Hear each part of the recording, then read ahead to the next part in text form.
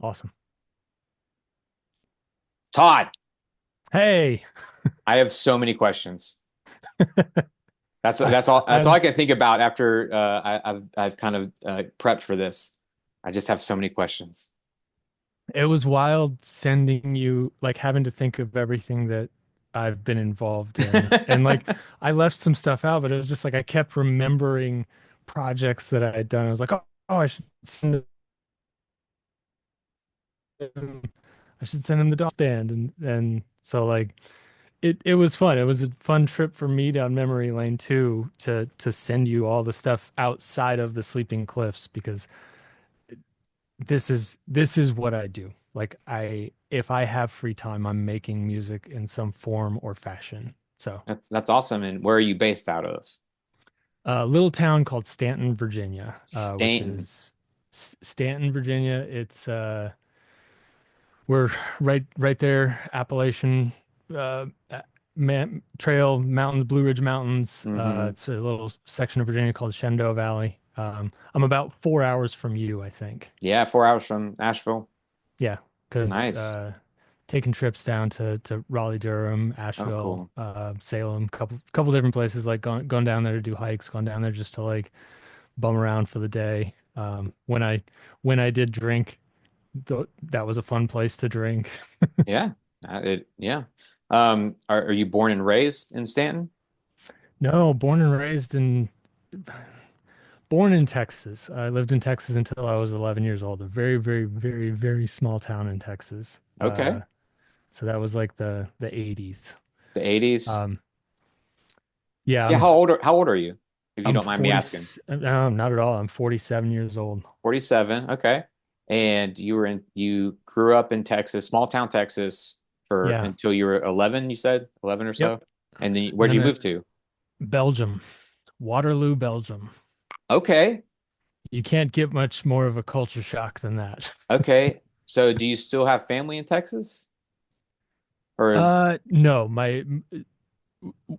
while my immediate family lived in Texas, my dad's side of the family was like right across the Texas border, in New Mexico. So I still have a lot of family in New Mexico. New Mexico? And then you were in Yeah. Belgium. How long were you in Belgium? 7 years. I went to 7 years. middle school and high school in Belgium. Okay. And is it English speaking in Belgium? No. I mean, most of Europe teaches English as the second language starting very early. So almost everybody uh, in Europe, in a lot of the European countries, speak English in some degree.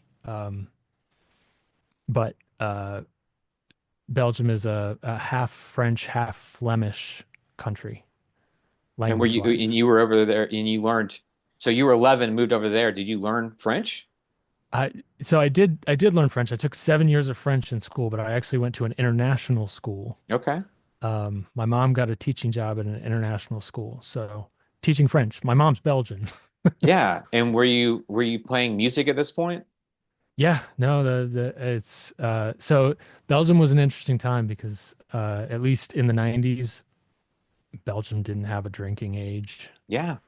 Um, and I don't know if that's still true or not, but we were playing in bars Okay. like through high school. We were Yeah. going to bars. Like that was what we did on weekends. We'd go to bars, and then once I had bands, we could play bars. And So, when did you start playing music? um, I played some trombone and some percussion in band at an early age, but I didn't start getting into like rock music until eighth grade, and that was when I convinced my mom that if I saved up enough money, would she go in halves with me on a drum kit? So. Okay, so drums was like your first instrument other than the trombones Yes. and stuff, but your first like Yeah. I'm gonna get Yeah. this, I'm gonna play in something made you want to play in bands? Did you see bands playing Uh, and like no, honestly, it was like, it was early grunge and metal that, like, I'd always loved music. yeah. But for some reason it had felt, it was this thing, it was this big thing that I loved listening to it. I loved immersing myself in it, but I didn't actually think I could do that thing, like it was too elevated. But then Master of Puppets and Bleach by Nirvana were probably two of the albums that just made me determined to be able to do that. Like I wanted to I wanted to be the person making things like that because they made me feel so much. Yeah. How did you come across Master of Puppets? I mean, Nirvana, And it was I feel like like I want to do that. you couldn't escape So Nirvana, but like something like Master of Puppets, like how did you even come across that as a young kid? there's that famous saying that like people who introduce you to new music are important. I don't know if you've ever heard that phrase Yeah. before, but like the first time I heard that, it made a big impact on me because it is true. It was a kid in my school named Ian and was just like, dude, you got to listen to this. And it was cassette, it was on cassette. Yeah. Um, and at the time, like seventh grade, like I was still listening to a lot of like Weird Al Yankovic and Poison. Okay, so you listening to Weird Al as a kid after Yeah. prepping for this makes so much sense. Yeah. Yeah, no, Weird Al was my first cassette that I ever bought with my own money. Hell yeah. Um, It and all makes sense now, Todd. It all makes sense. I'm guessing you noticed the slightly a little bit of a humor element to some of my stuff. Yes. Yeah. Yeah. Yeah. So you're there, you're getting exposed. Your friend Ian, correct? Ian's Yeah. introducing you to Master of Puppets, and you're like, drums. I got to get a drum set. Mom, Yeah. go Well, in and with it me. was it was Nirvana before the Nevermind album too. It was the punk rock album that came before that, Bleach, which is just like much more raw and I had never heard anything like that before. Yeah. I had never been exposed to that much just like I don't know, just like angsty energy. You're Yeah. not going to get that no matter how many Def Leppard albums you listen to. Like Yeah. it's in my 80s it was a lot of glam stuff. There was some Beastie Boys in there. Um, there was some Weird Al in there, but like I don't know, something about Master Puppets and Bleach just like opened the doors for me of just like and it's probably mixed in with like middle school hormones and everything else, but it was just like, oh, this this I want to As do. it should be. Yeah. Um, so yeah, once that Band-Aid got ripped off, it was just like, oh, go down these avenues. So just like find more metal, find more punk rock, find more heavy stuff. And I just like immersed myself in so much of it. Meanwhile, also teaching myself how to play drums. Started my first band in ninth grade, um, and then just had a series of multiple bands all the way through high school. And really ever since then, like I've never stopped. That's So amazing. So you got into drums, you started playing, and then you immediately started getting to a band in Belgium, and you're like yes, in your teen years at this point. yeah. And the first time I heard somebody play Stairway on the guitar in Yeah. ninth grade, I said, "Can you show me how to do that?" Yeah. And they Show me the said, ways. "I can try. Like this is not a super simple song. Like, do you want to start on some like Bob Dylan?" I was like, "No, I want to do that." And so they Yeah. showed me some stuff. Yes. Got And yeah, goals. and here I am. And so you're playing in bands, you're learning guitar and drums in Belgium, and then you moved from Belgium. Where'd you move to after Belgium and cutting your teeth as far as like learning your instruments and learning what it's like to be in bands and things? And Yeah, I moved to Seattle in 1996. gotcha. Moved to Seattle. And and I loved living in Seattle. Seattle was a trip. I lived there for about 3 years. And it's such a cool town. It rains too damn much, um but the music scene was weird, man. It was like it was it, Seattle at the time was having like a grunge hangover. And so if you played rock music of any flavor that might ever be called grunge, nobody wanted to have anything to do with you. Really? Okay, Yeah, because I feel like at the time, 96, like if you played in a grunge band, you felt like the odds were high of somebody being interested in you, but it was not the case. It was actually kind of like taboo, like don't yeah. touch it At that anymore. point, like, do you remember Candlebox? Yeah, it was like, wasn't it the super group? Yeah, but like Candlebox Oh no, I'm was thinking the dog or whatever. oh, Temple of the Dog. The Yeah. Temple of the So Dog, but like can I do know oh Candlebox though. yeah, so Candlebox was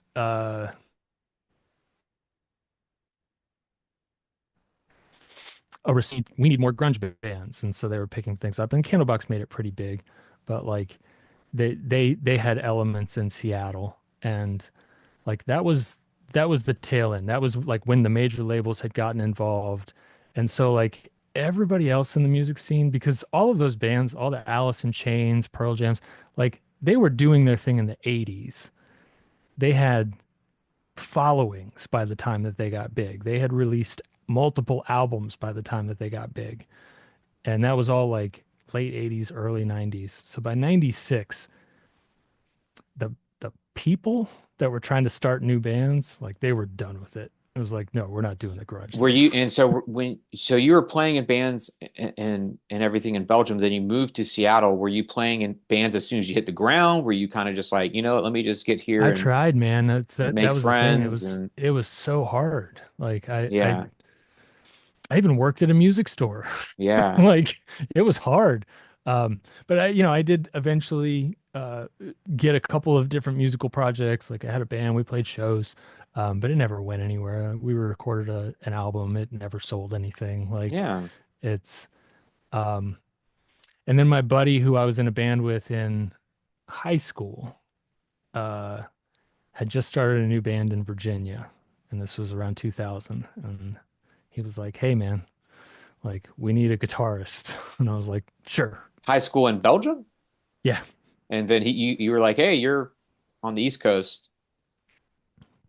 Huh, that's cool. yeah." Yeah. So at the age of 21, 22, something like that, Yeah. I moved from Seattle to Harrisonburg, Virginia. Harrisonburg Uh, on the whim of like I'm gonna go out there and do music with my buddy that I trust, I assume, and yep. or just want to be around and so Yeah, I like I was having no luck in Seattle. And like, yeah. in retrospect, like I was a cocky 20-year-old Who trying to isn't? do my thing, and yeah, like people didn't want anything to do with it. So it's like it's probably on me. It's probably more on me than it is on Man, Seattle. I didn't Um, realize there was such a aftermath of like no grunge. I didn't realize it that was it was like we're done. It's over. yeah, it was In it Seattle was at least. I didn't strange. realize that. I thought maybe And there'd like be residual it was on echo. it was the ground floor too. Like I had a hard time finding musicians to do that like if you opened up the local paper in Seattle is called The Stranger. That's the like the local rag.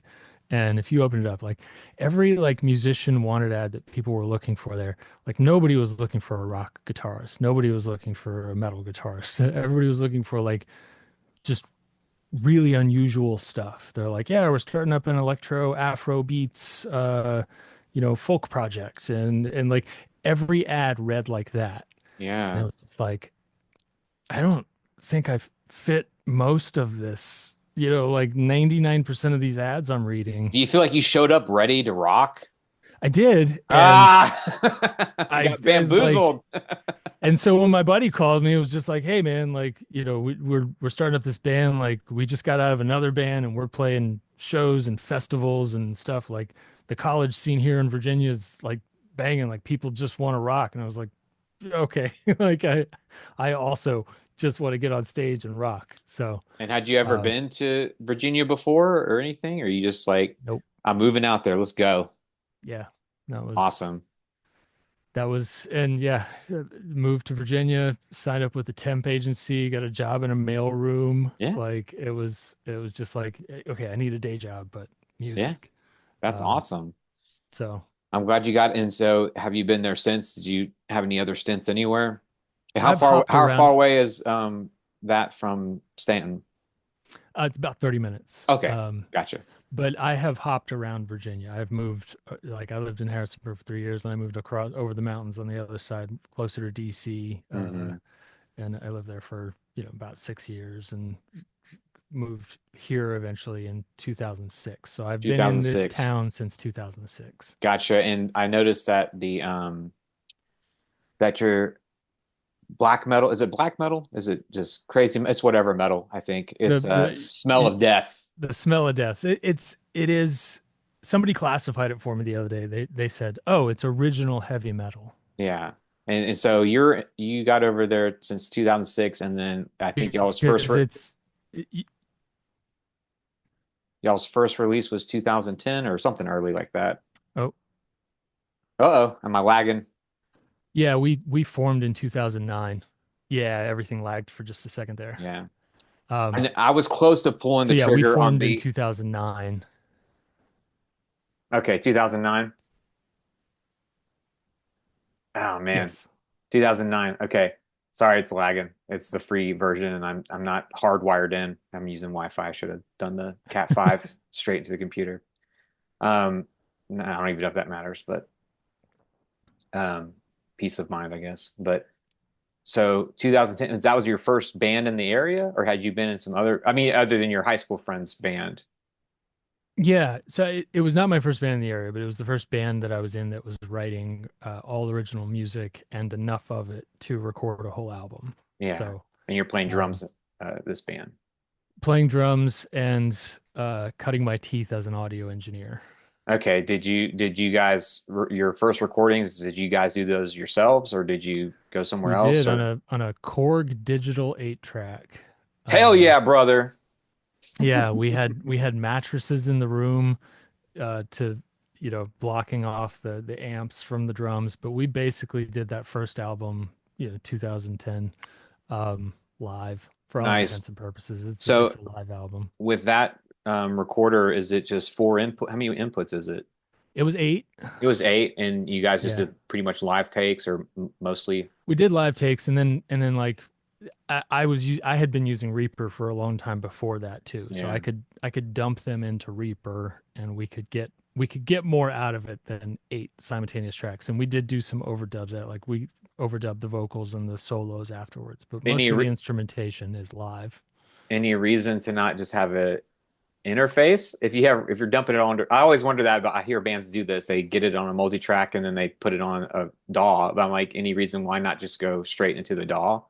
Yeah, it was real poor.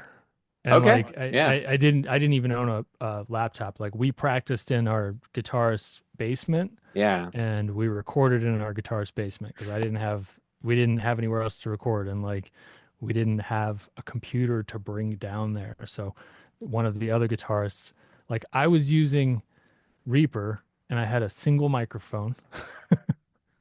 Uh so yeah, like it was just a matter of, like, one of the guitarists had this Korg digital 8 track, and it was like, okay, and I can dump the tracks down to wave files so I can mix them on my computer. And I was like, yes. And it was like, awesome. All Like, right. Yeah. low cost. Let's That's do it. true. We're Let's. talking 2010, right? Or roughly 2009, like, we 2009. yeah. So it was early days, because the other thing too is that my interface at that time, like what I plugged my input to, was a PCI card in my desktop. Oh, okay. So Like, it wasn't You even had Reaper on USB. a desktop with a special sound card. Yes. Yeah. I keep thinking like 2010, like a lot of people do, is like 6 years ago. And I'm just Yeah. like, oh wait, no, like an 8 channel like PreSonus interface was like probably $800 then. Yeah. Something Yeah. something like that. And then even if you could figure that crap out because it was all like, it's also automated and dumbified now, but back then it was like, Yes. what bus are you using and Yes, all this exactly. stuff. And I was like, oh gosh, like so You couldn't have anything else running in the background. Services would kill the audio. Like, it true. was so yeah. It was only 2010. That was like 6 years ago. Like, Well, and around that same time, I actually had a job as an audio engineer. That was my professional job, as an audio engineer for Rosetta Stone. oh Um, word. so like I had like I was getting experience in the real world of with like real studios, real-ish studios with pretty decent gear. I just couldn't afford any of it myself. Yeah. So, I and I want to sidetrack on your Rosetta Zone audio engineering experience because yeah, I feel like so you're bilingual somewhat a little bit. enough to get a job at Rosetta Stone. I figure that has something to do with it, right? That helped in your interview or your cover letter. Or, No, it was just that I had tech experience and audio experience at the same time, and I lived in the area. other than the Korg multi-track, what was your audio experience at the time? Like that was oh that that like I was fascinated with audio stuff, and I did make my own acoustic music Okay, using my audio interface and Reaper and like beats and things like that. So like I could talk about multi-tracks. I could talk about, sampling rate and bit depth and things like that. Like I could talk the talk. I just didn't own a bunch of stuff. nice. Okay, I gotcha. And that was in Virginia where you were doing Rosetta Stone? Yeah, Rosetta Stone was based out of Harrisonburg, Virginia, or it was. Dude, I'm learning so much today. Yeah, yeah. No, it was a local little company. I worked at it when it was still basically a startup. Uh, 1996 Seattle, no grunge. And then right. Rosetta Stone's based out of Virginia. Word. Okay, got it. Yeah. Yeah. So, And so you're recording with Smell of Death, and mhm. there's a song you'll have five bullets. I was like, so I have a joke with my close friend, and the joke is like whenever we see something that's sus or whatever, or Yeah. questionable, like somebody's on TV, a personality or whatever, and everybody loves them, but we're kind of like side-eyeing each other. My go-to joke is bodies in the basement. Every time, like somebody be on TV and like so and so Makes donated sense. for the Maui Fund, all this stuff, and they show them, Yeah. they're interviewing them like bodies in the basement, bro. Bodies in the basement. Bodies in the basement. And it's And like the that's the first lyric of opening. that That's song. the lyric. So like I was like, oh, when he said that. Because we play in a hardcore punk band together and Yeah. called M&C, which it could stand for mac and cheese. It doesn't mean it does, but it could. And All right. we have songs similar to Smell of Death, or titles at least, and that's one Yeah. of a song we're working on called Bodies in the Basement. Nice. And We got a playlist opportunity to double up there. yeah, totally. So yeah, that's kind of I heard that um that lyric and just was like floored. Um, and so you guys are doing stuff from 2010, and then you had a song. The top song on your Spotify is Five Bullets, and then you started releasing recent singles though. I saw that. I Um, remixed some of our older stuff and from our second album, because we have three albums total. And then as a joke at a show, somebody so we have our least serious song that is also our most popular song at shows called Dick Rocket to Hell. that's the title of the song. That's the title of the song, But Dick are Rocket the to Hell. lyrics relevant to that title? Yes, Okay. extremely. And it's the most Uh, serious song you have. That's not a no, no, joke. no, it's the least serious song Oh, we have. least. I'm sorry. I got it It is reversed. the most popular song at shows. Like that is the one that people know us for. Uh, and it's probably like the most AC/DC like song we have too. Like it like a lot of our stuff is very Sabbath, Maiden, Priest. It's original heavy metal style metal. And then this song is a little bit more AC/DC. It's a little more rock and roll. It's a little more arena chant rock. Um, and somebody was like, "Man, you need to release an electronic version of that we could play at the club." And I was like, "Okay." That we can play the So club, and someone said this to you. yeah, someone said that to me at a show, and so if you look at the Smell of Death and you look at the recent releases, one of the things you'll see is Like an 8-bit version, or I saw something like that. yeah. So I released basically like a Nintendo style dance remix of our metal song. Okay. Yeah, I saw that. I didn't give it a listen because I didn't know.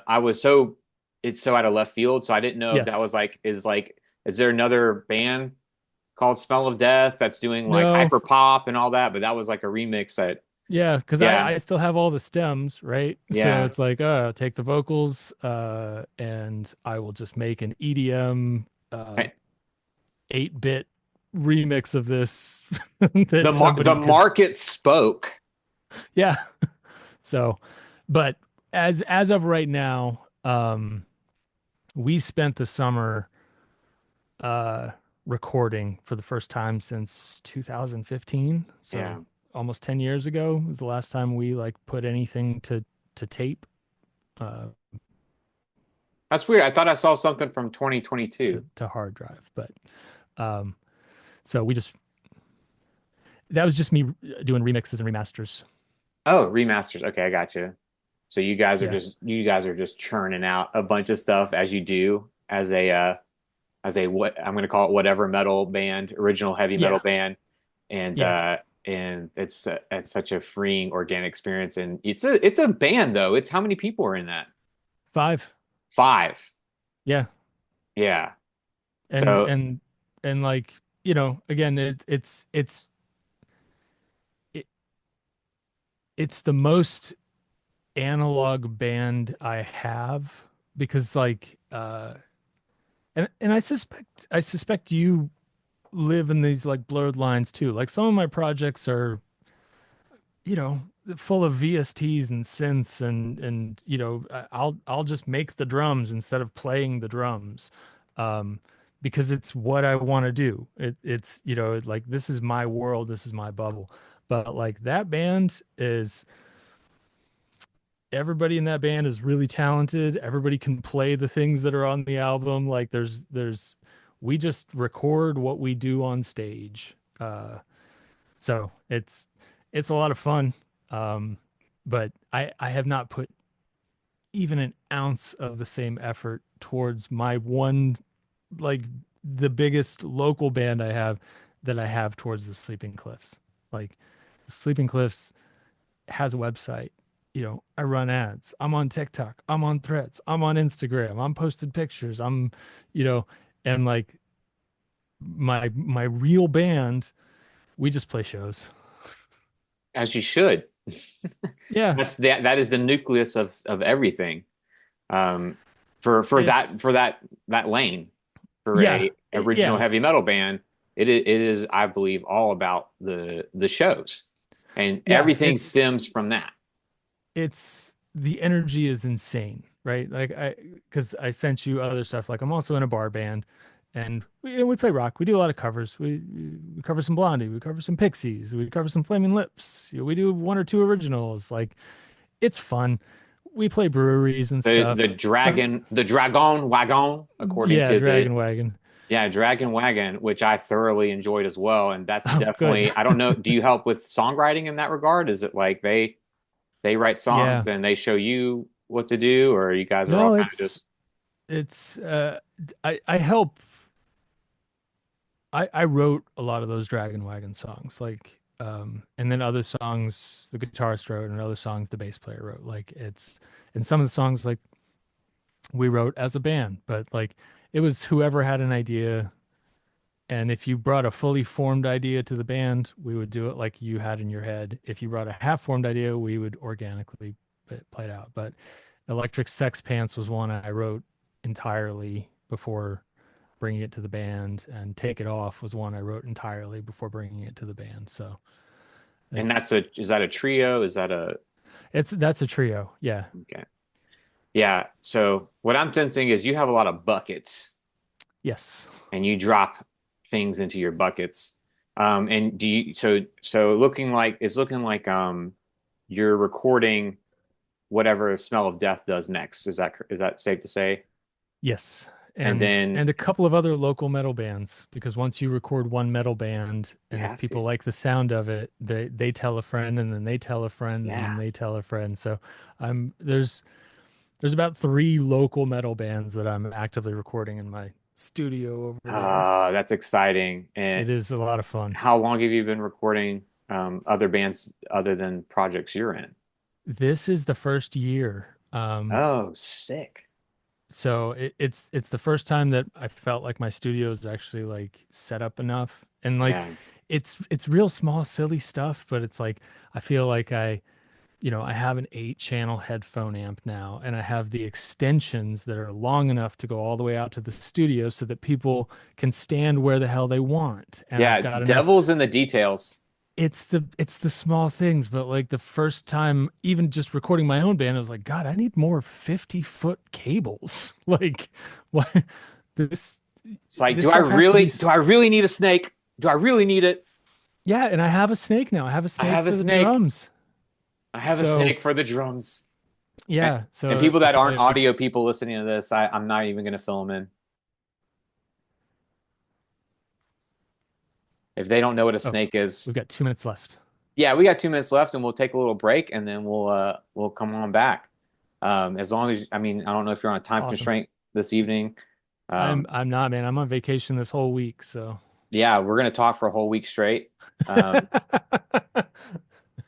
this would be like a David Blaine challenge. we Like, just started streaming this live, dude. We'll be here till next Friday. hit Hit us up. us up. But yeah, that's exciting. So you've got your kind of first year under your belt. You've kind of got the equipment to make it comfortable for bands to come in and do stuff, and you're able to Yeah, record your own projects. And now you've taken on some other bands that you want to record, and I want to record with you. So you've yeah, got Smell of Death. You've got your Dragon Wagon project, which I didn't realize that you like that makes sense. You show up, and if somebody's got a full fleshed idea, like why don't we all just learn it and do it? yeah, And yeah. that's just like that's such a freeing thing for creativity when people are down to do that. If you show up with something and It's also, and you can maybe appreciate this, but like it is something that everybody that's in a band with me has to acclimate to a little bit is that, yeah, the drummer's going to come with fully fleshed songs. I love it. And Yeah. and it's just like, yeah, but I'm not just a drummer, but like, yeah, no, I worked out the vocal harmonies too. Like I've got all the parts. Oh wow. Yeah, that sounds awesome. Okay, on that note, we're gonna take a little break and then we'll come back and we'll deep dive into more stuff. Awesome. Awesome. See you in a bit. Yes. All right, now that I've got recording back on, it's going to start being laggy, I'm sure, because they've probably programmed the thing to be like, hey, this guy's really jonesing on this free version of Zoom. I'm hoping this will be flawless. We're both plugged in, so Yes, yeah. The more and more like the past few interviews I've done, it has been mainly, just logging on and whatever tech we got, we're going to do it. But I guess in the long run, if somebody is um, savvy enough with audio gear and video gear, it's like, well, we might just be able to use Zoom or whatever at FaceTime or whatever as the communication. But then if each person locally has their own DSLR camera or their own yeah. whatever, there's no reason why not to put it all together and post. Yeah, I mean that begs the question though of how much post work you want to do. And Exactly. Yeah. I'm not I, trying to segue myself here, but like I ran a D&D podcast for two and a oh half yeah. years, and we got to the point where we wanted to up the quality. 5 people trying to say the same thing on Zoom, Yeah. like it just wasn't translating. So I was having everybody we as a group got everybody nice microphones. Everybody was recording locally to like Audacity or GarageBand, whatever they had on their computer. And then they would, we'd all like synchronize hitting record at the same time. We'd do a clap. Yep. I had the enterprise version of Dropbox. They'd upload their WAV files afterwards. There was always some problems with the original Yeah. recording. But when I had the local files that were recorded, like the quality was through the roof. It was like, oh, this sounds great. This Yeah. is as good as any podcast out there. Um, but the amount of stuff I had to do in post was significant, right? Yeah. Yeah. Yeah. That's what I've been liking about these lately is this free version of Zoom. It auto changes the camera, whoever's Nice. speaking, and Okay. then it just records it all to an MP4. It's like a 480p file. But then I just upload that to YouTube. I Yeah. also upload it to Google Drive and send it to people that were on the that were interviewed and be like, hey, Yeah. chop this up if you want to and use it however. Awesome. Um, and yeah, so you were talking about your podcast, the D&D podcast. So Yeah. that was from out of left field. You were like, okay, I'm going to show you Smell of Death. I'm going to show you Dragon Wagon. I'm like, okay, yeah, this, Todd's very talented and you have friends. I'm jealous. You have friends. You play in bands. Oh, it's my bar band. This is my whatever metal band. This is, my solo project that does anything from rat-a-tat to instrumental Jimmy Eat World, emo stuff, like Block Party-esque. Like, I'm like, Oh, and then, yeah, I'm just like, what? I'm be envious. still my beating heart, dude. You just like out of the park, And nailed a then, whole and bunch then of my you're, and influences. then you were like, oh, yeah, this is silly. But I started a D&D podcast a few years back and I did all the music for it. And my best friend is that I've known forever in Atlanta. We went to college together. We both studied music composition together. Okay. I come from a punk rock world. Yeah. He comes from playing classical piano and orchestral stuff. And we hated each other when we first met in college. Couldn't stand each other. We lived across the hall from each other in the dorms and all that, but we were still taking a lot of same classes together and all that. And we even played in a band together. And Okay. he's my best friend. His name's Josh Crow. He's a composer, and he recently got a gig, first time kind of thing that he's super interested in. But he's doing the music for a D&D podcast. Nice. And so when you sent me this, I immediately sent Josh the link to it, and I was like, "Yo, I'm interviewing Todd tonight. He plays in a bunch of bands and music that's really awesome." But I had no idea that he also, one, started a D&D pod. You started this podcast? This is It was a group of five people. Like we were all friends. And I had never played D&D before. Like I am a nerd to the core, Yeah. and I am immersed in that world. I read nothing but sci-fi and fantasy. Okay. Um, and so like and to the point where like I read a bunch of like, you know, Salvatore. Like I've read books based in the D&D Forgotten Realms. Like I know so much about it. I've just never played D&D before. So the pandemic hit, and two of my friends are dungeon masters. They run their own games, and they were like, "Well, we can't do our games anymore." And these are real life friends. Yeah, these are real life friends. I had just never been in any. I'm moving to Staten. Oh, you should, 100%. You have real life friends. This town is awesome. I'm sorry, But Asheville friends who might be listening to this. No, but yeah, but they were just yeah. like, we should do a D&D podcast. And one of them was like, yeah, there's this new game out called Hot Springs that I'm really interested in. Like I'd like to run this game. And so my other dungeon master friends was like, great, we'll be players. And then they were like, Todd, you do audio and stuff. We'd like to start a podcast. What does that mean? And I was like, I don't know, but I can figure it out. And also, can I play in the game? And so, Oh like, man.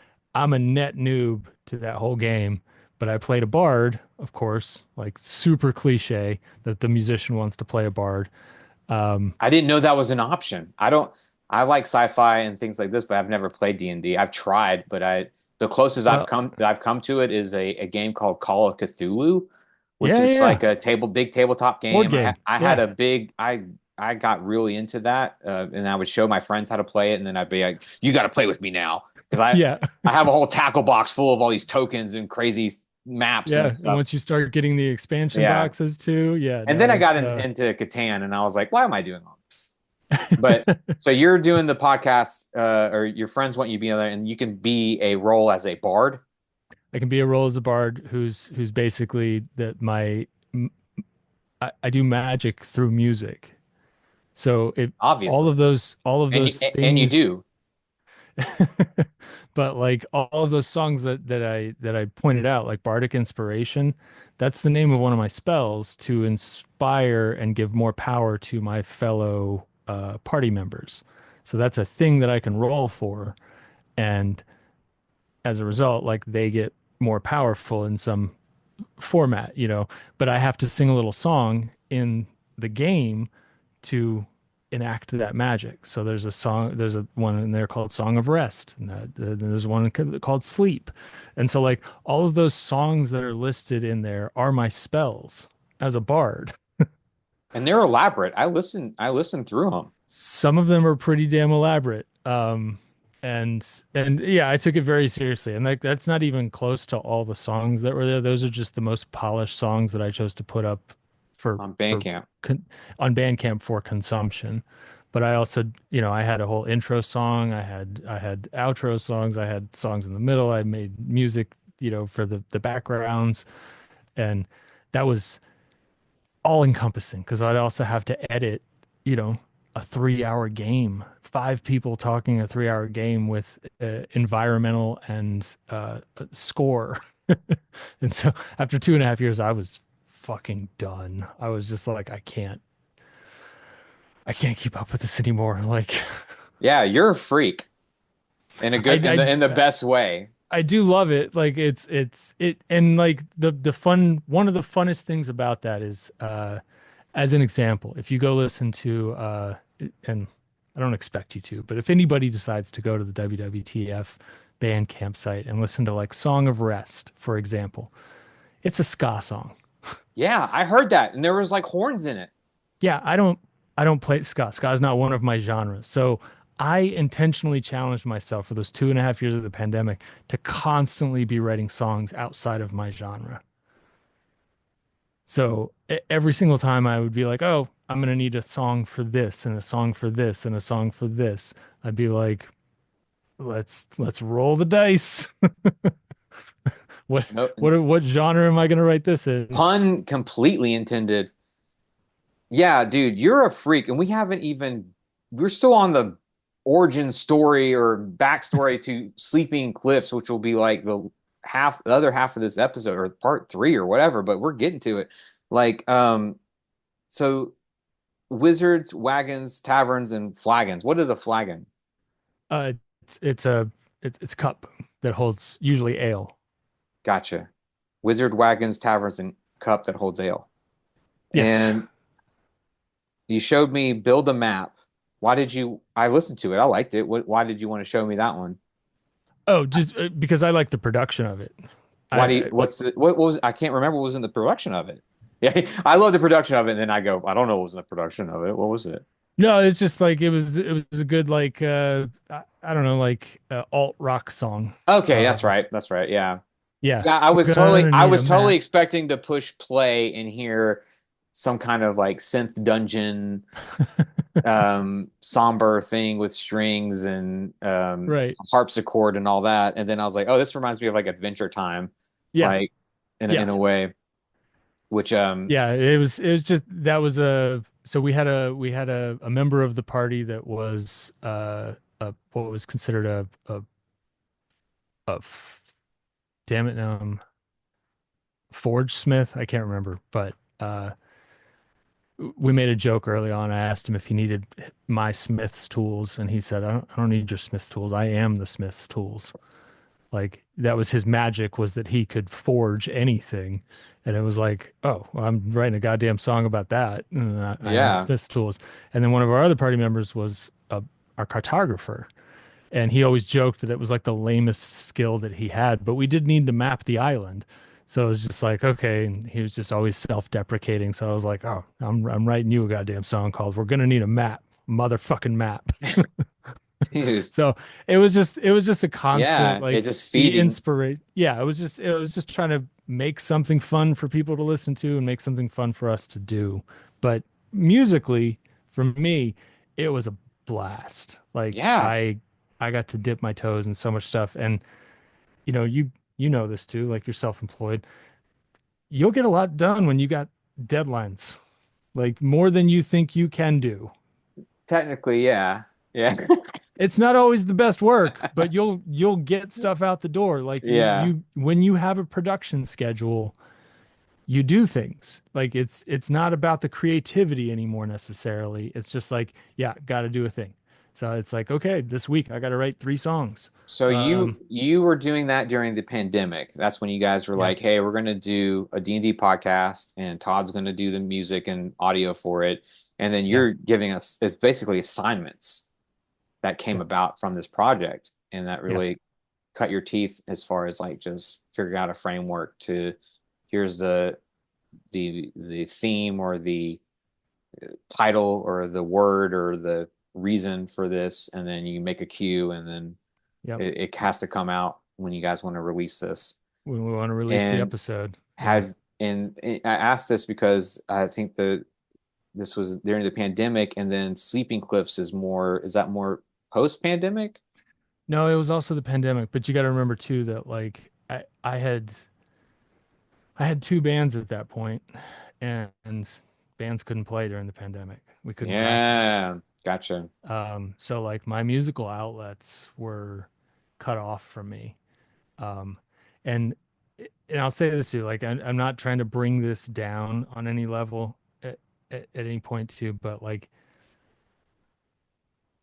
the beginning of the pandemic is also when I had to stop drinking.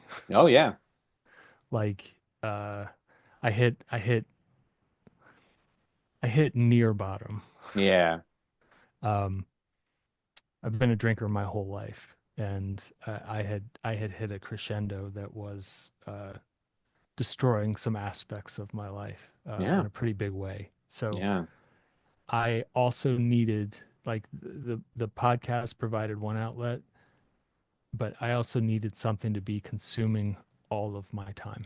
yeah, Like I needed that. I desperately needed that yeah, uh, because I wasn't like I was fighting actively fighting addiction, and I write a lot of music. Like I have music running through my head constantly all day, every day. Uh, I sing phrases. You know, somebody says something, I'm thinking of the song that most resembles. So the podcast was one thing, and then the other thing was just like I'm like I have to start a solo project. I have too many songs and nobody to like bounce it off of. No band to throw things over the wall to be like, "Hey, what do y'all think of this? What do y'all think of this? What do y'all think of this? What if we did this live?" Like all of that was just gone, and suddenly I was sober and kind of hating life a little bit. And music makes me immensely happy. So the podcast was one half of that coin, and uh, the Sleeping Cliffs emerged. Like it was, I just started writing stuff, recording stuff, and then figuring out how to release stuff and how to promote stuff by myself. Which is, you know, it's not like a Herculean task. It's just every everything before that had been about a local scene, had been about playing live, selling merch live, selling CDs, cassettes, vinyl records, whatever it may be, live, and you know, having a Facebook so you tell people when and where you're going to be playing. And suddenly it was like, okay, so if I release things to Spotify and nobody knows who I am, who's going to listen to that? Like, mm-hmm, what does this look like now? mm-hmm. And that's when you and I met. Really?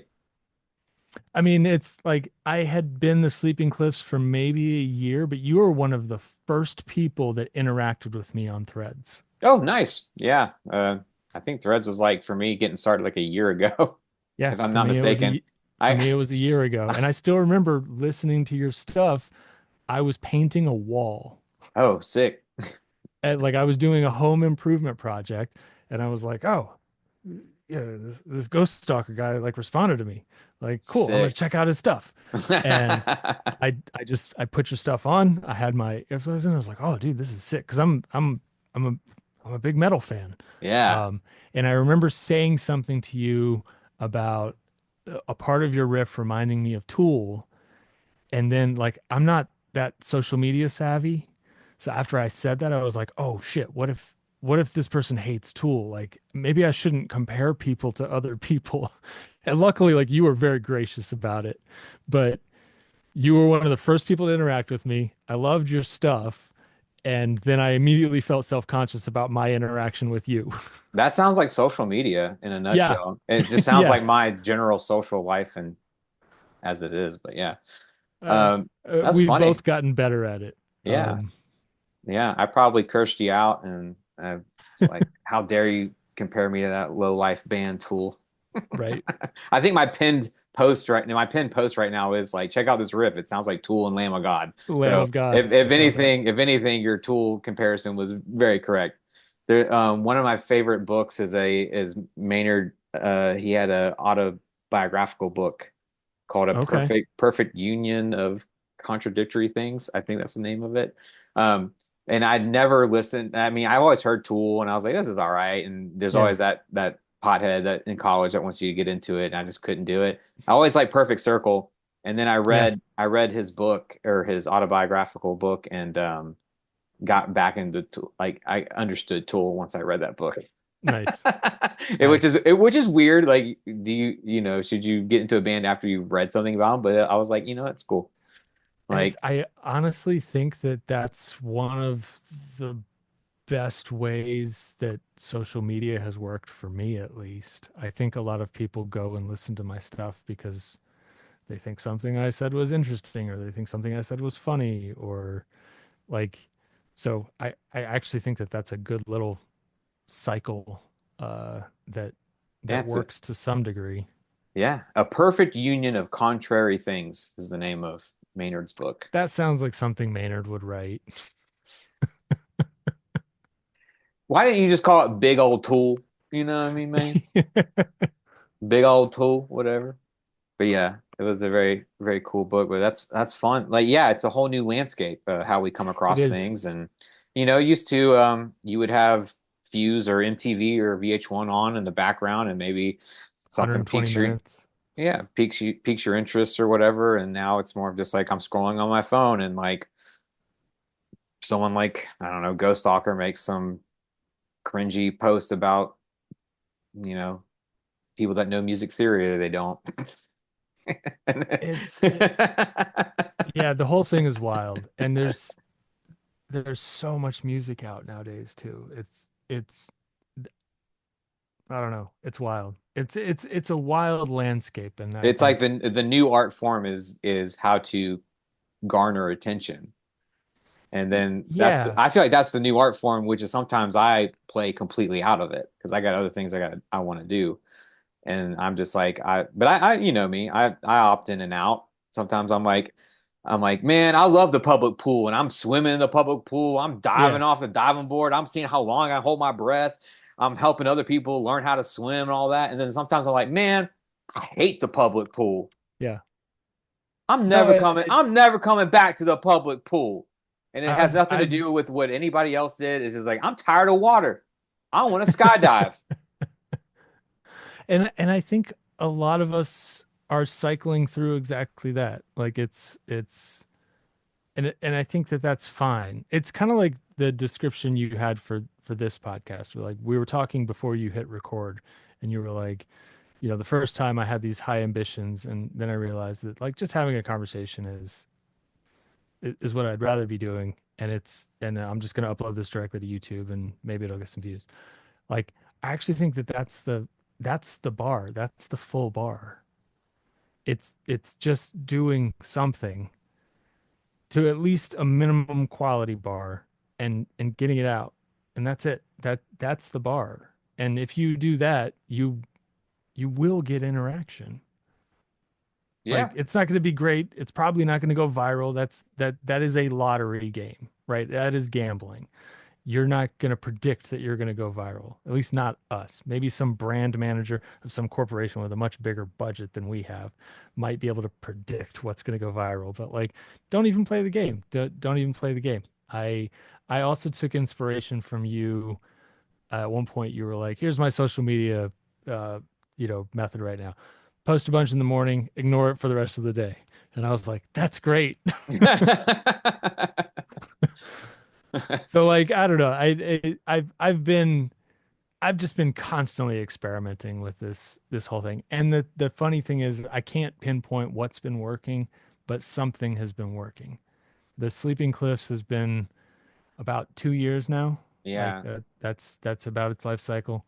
I've released uh two full albums and one EP, and another EP is actively being released right now. It's the in like a week and a half it'll fully come out, but I've been releasing singles. So two full albums, two full EPs, 2 years. Um, and if you go to my Spotify, like I've got a couple hundred monthly listeners. Yeah, no, I've you I've are. got If anything, I'm just impressed by the catalog. Like, there is something I to be said with all these the Dungeon Dragon podcasts, the two other bands you're in, the fact that you're also like recording other bands, doing drums, doing your own production for Sleeping Cliffs and everything else.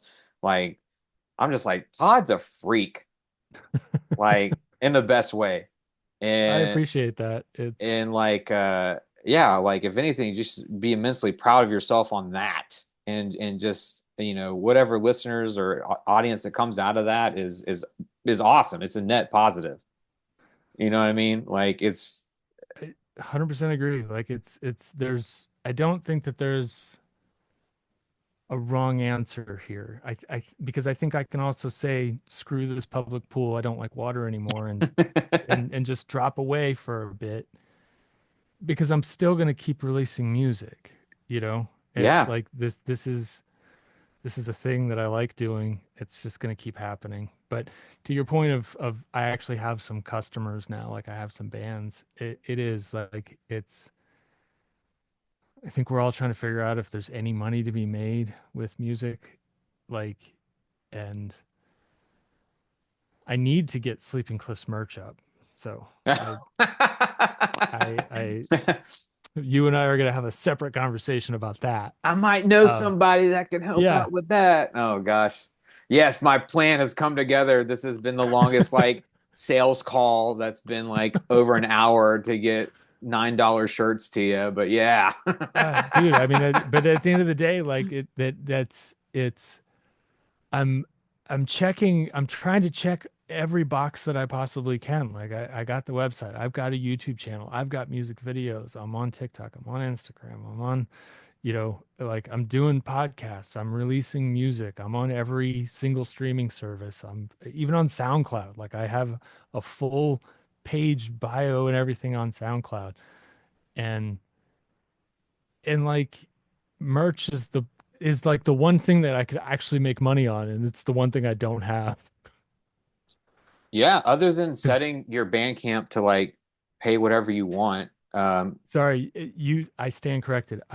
I have made $150 this year Yeah. on Bandcamp selling like people are so freaking lovely.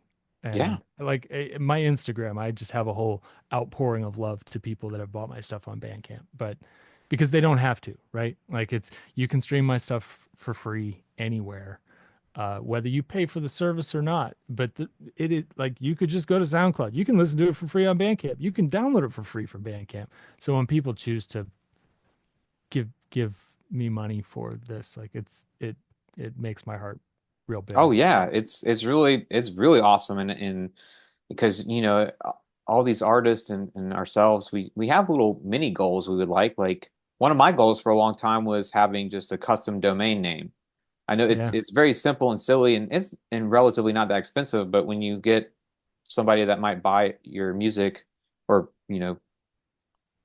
purchase your music for whatever price you set for it, then yeah, it's like wow, like I'm going to use this to fund that URL I've always wanted.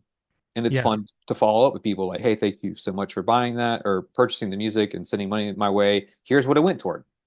And yeah, like there is this kind of cool thing where it's like what you did actually helps a goal of mine for this project. yeah, That's really awesome to see. yeah. So but yeah, it is. I need merch. But yeah, I'm it's I think one of the last pieces of this puzzle.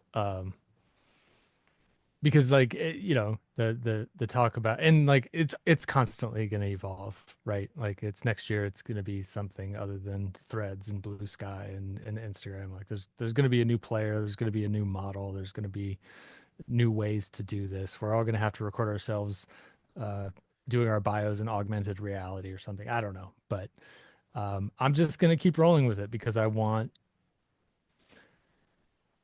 to see how far I can take this. because it's weird to me. I don't do shows. Yeah. Yeah, and I was gonna ask you about that too, and if you're open to it, I know we have to take another little break, but I would love to do Oh yeah. another segment where we talk more about Sleeping Cliffs as far as like production and live possible live shows or Yeah. whatever, because I know we've kind of neglected we have so much Todd backstory before we get to even like what this is the project that you're behind and promoting the most is the Sleeping Cliffs, and Yes. I would it would be terrible to not have a good long segment about that. I, I I- I'm happy to talk about any of this stuff. All of this stuff is has been fun. I've really appreciated the the various depths and avenues that you've taken us here. So, if we don't end up talking any more about the Sleeping Cliffs, I'm also fine with that. Like, No, I want to do yeah, it's gonna boot us off and whatever, but I still want to get back and I still have questions about Sleeping Cliffs. cool. So if you're cool, we're gonna take a little break once again Yeah. and then we'll boot back up. And then Awesome. I honestly thought about buying like this interview made me look at the subscription plans for Zoom. It's not Because cheap. I thought I was gonna just do this on Google Hangout because I remember doing a Google Hangout like years ago Yeah. and it was free and you could record it and there was no time limit. And then I got on there recently to when I kickstarted this series and I was like, wait, it's not free anymore. Yeah. They're they're trying to keep up with Zoom. Oh They added all man. the Zoom features like Yeah. Google Meets because Hangouts is gone. Google Meets now has Yeah. all the same Yeah. So features I it was has. thrown for a loop and I was freaking out getting ready for an interview the other day. I was like, ah. So right now I'm like trying to and I don't yeah, that's geeky tech talk. But whatever. Maybe somebody from Zoom is going to listen in on this and gift me a nice year-long membership for free. That'd Um, be great.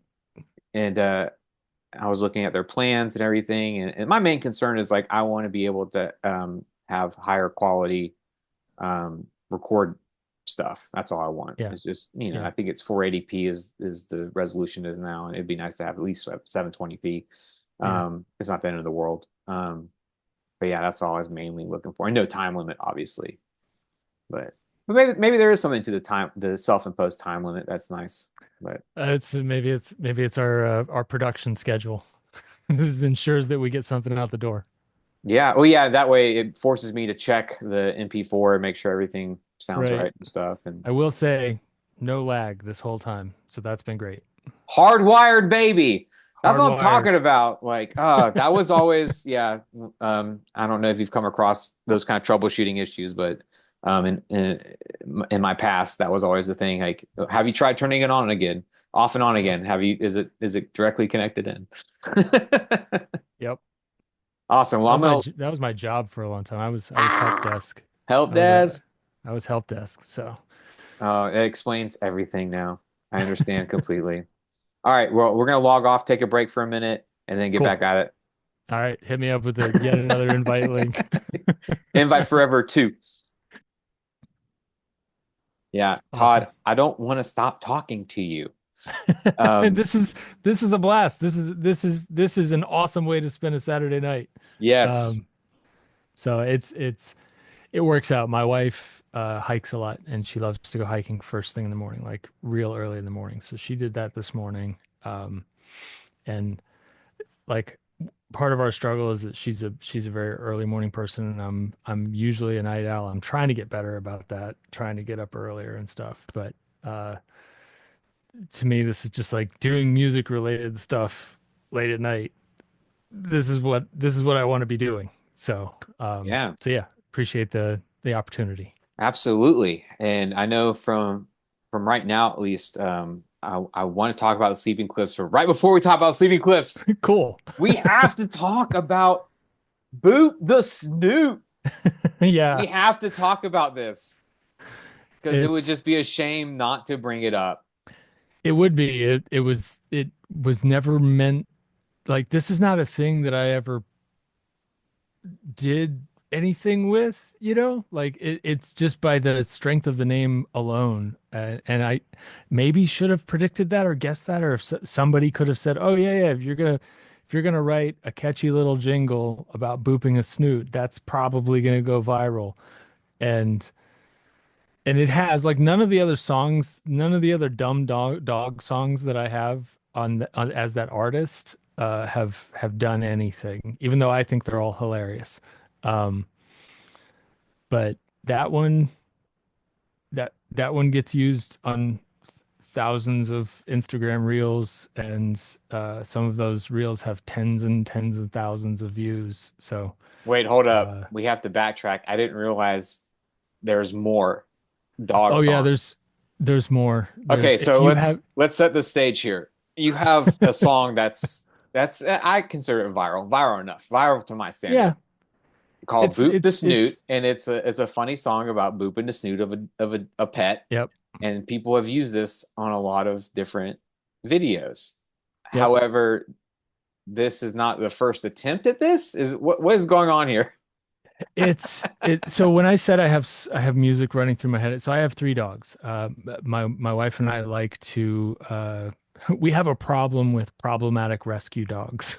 When we see a dog in trouble, there's a good chance it might be coming home with us. Um, so we have three problematic rescues, and they need a lot of exercise. One of them is an Australian cattle dog, so that one specifically needs a lot of exercise. So we go on a lot of dog walks. We go on dog walks in the morning. We go on dog walks at night. My wife takes them up mountains, and I have written so many songs just like while we're walking for my dogs. So like the I think one of the first entries to this is called the song. It's the song. So the band name, if you want to look them up on Spotify, is called Cayenne Pepper. Kai ampersand pepper. Cayenne Pepper. Um, was a Ah, I get it. yeah, Cayenne pepper. Now I yeah. get it. Oh my One of our gosh. dogs' name is Kaizen. The other's name is Pepper. But So, also Kai, it sounds like cayenne pepper. yeah, And you I guys also you like spicy guys food. you guys know what you're doing. Oh, the puns, they just keep coming. Um, so we have this long running joke that whenever our dogs just like hone in on a smell while we're on a walk, we're like, oh, something happened here. And the thing that happened there is always just that another dog peed there. We call it But P-mail. yeah, P-mail, we always make this joke like, oh, this is a real big event. Something happened here. So I wrote the lyrics to that song while we were walking around, sniffing on the ground, when suddenly we discover a curious mystery with obvious history. Like I wrote all of those lyrics with my wife while we're walking our dogs, and that song just built out day over day over day. And finally I was like, I need to actually record this. And then my wife was like, "Are you going to release this on Spotify?" And I was like, "Sure." Like that'd be funny if I did. And then I just kept doing it. And I haven't done anything probably for the last year, but it's an avenue. If I write more dumb dog songs, Well, I'll keep releasing. you have all my permission to write All My Friends Are Dogs. All my friends are dogs. I do like that as a title. Well, it's side note, it's my most sold shirt ever. Um Oh, yes, that slogan sells. Um so we got a collab in the making here. This is well, it's funny great. because Jamie and I we used to play in Good Flavor, Yeah, and we had a song that we never just got around to. It's all that's how it goes. It's a song right. we never recorded or whatever, and we played it. It was like a Tom Petty-esque song, and it was Uh-huh. called All My Friends Are Dogs," kind of like in the style of Last Dance. Yeah. And like it was just about being a dog, wanting to go to the dog park, please take me there, all this stuff, smelling stuff So, and all that. And whenever we played it live, even without a recording, if somebody was at the last show, they were like, "Play All My yeah. Friends Are Dogs." And we would Yeah. open up, we play that song, and it would you would see heads kind of look up and all that stuff. And then our band disbanded just because we just got into other things or whatever. And when I was getting when I was getting into comedic t-shirts, I learned quickly that slogans are a big thing, Right. more so Right. than the design. It has nothing to do with designs. If you have a funny slogan, it people resonate with it. I Yeah. I don't really think about it, but that's true. It's like as a visual artist, I'm like, yeah, let's do that. But so then I just threw that up there. I found some funny, handwritten thing, and a little dog is popping out of the O in dogs, and it says, "All my friends Right. are dogs." So it looks like the beginning of a Nickelodeon show or something. Yeah. Yeah. And that's the shirt that took off. Gangbusters. Yeah. Yeah. Oh man, dude, my vet bills are paid with that shirt. Nice. Yeah, Nice. that's what's funny about all my friends are dogs. The shirt is every time I have one dog, rescue dog as well, Yeah. a pit bull boxer mix, and I love her. Oh, And dog talk with Todd and Joey. yeah. No, that's a whole nother podcast. We've got three podcasts to do now. Um, um, and so every time something happens with her, because she's a pit mix and she has thin Hmm. skin, who knew dogs could be allergic to grass? Hmm. Learning that this past year, I'm learning this. Yep. I'm just like, well, thank goodness for all my friends are dogs. So maybe I'll send you a demo. That's what it is. Like Jamie and I are both Yeah. like, we have to record this. We have to get this out. And it never gets happening, but I'll send you the chords and a demo of me playing the chords and singing it. And if you, I think it'd be gangbusters. Oh, dude, it's like I already have the channel set up for it, and I'll be honest, any plays that my other music gets is routed there from Boop a Snoot. Yeah. So like if I had two songs, they're gonna route From the guy that like brought you the t-shirt, from the guy that brought you the song. right. They've made a Like song. this is mutually beneficial in so many ways, right? What's funny too is like, um, I'll be honest with you, and it's probably obvious. Like I'm dumb as hell, and like my grammar was so wrong. Like I looked at the shirt, and the shirt is like all my friends are dogs. I don't know if that's grammatically even correct. Like, I don't know if it's supposed to be all my friends are dogs. All of my friends are dogs, or I don't know, but maybe I'm just overthinking it. So I am not a linguist, but I learned a lot about language working at Rosetta Stone, and the fun thing that I got there from the linguists and everybody else is that language evolves constantly. English is the fastest evolving language in the world, and how people use it is correct. Yeah, And like that was the thing. Like we had to we had to figure out what the standard was, and so we would have to local colloquially figure out a location in the United States and say we're basing it on this, even though we recognize that this is not necessarily correct in all parts of the United States. And yeah. so like it was just constantly came back to me again and again from all these people that studied language, had PhDs in language, like how people use it is correct. The language evolves into the way people use it, not the other way around. We don't get to say, here's a rule, this is the only right way. If people don't use the rule, that's not the rule anymore. Okay, well, I'm just insecure because I'm born and raised from in Alabama, so I've just always been told I'm dumb my whole life. So. Where in Alabama? My wife is from Alabama. Where in Oh, Alabama? where is she from in Alabama? She is from a little town called Fairhope, just outside of Okay, Fairhope. I Mobile. know Fairhope. Yeah, I'm Yeah. from Bessemer, which Okay. is a little bit south of Birmingham. I went to Yeah. school in downtown Birmingham, and there's a crazy art school. I don't know if you ever seen Fame, the musical. Yes. Yeah, Who it's like hasn't that. seen Fame? Well, yeah. Well, I guess I always ask that question in Alabama, and then people are like, "What?" But that's the kind of school I went to. Was Okay. was that?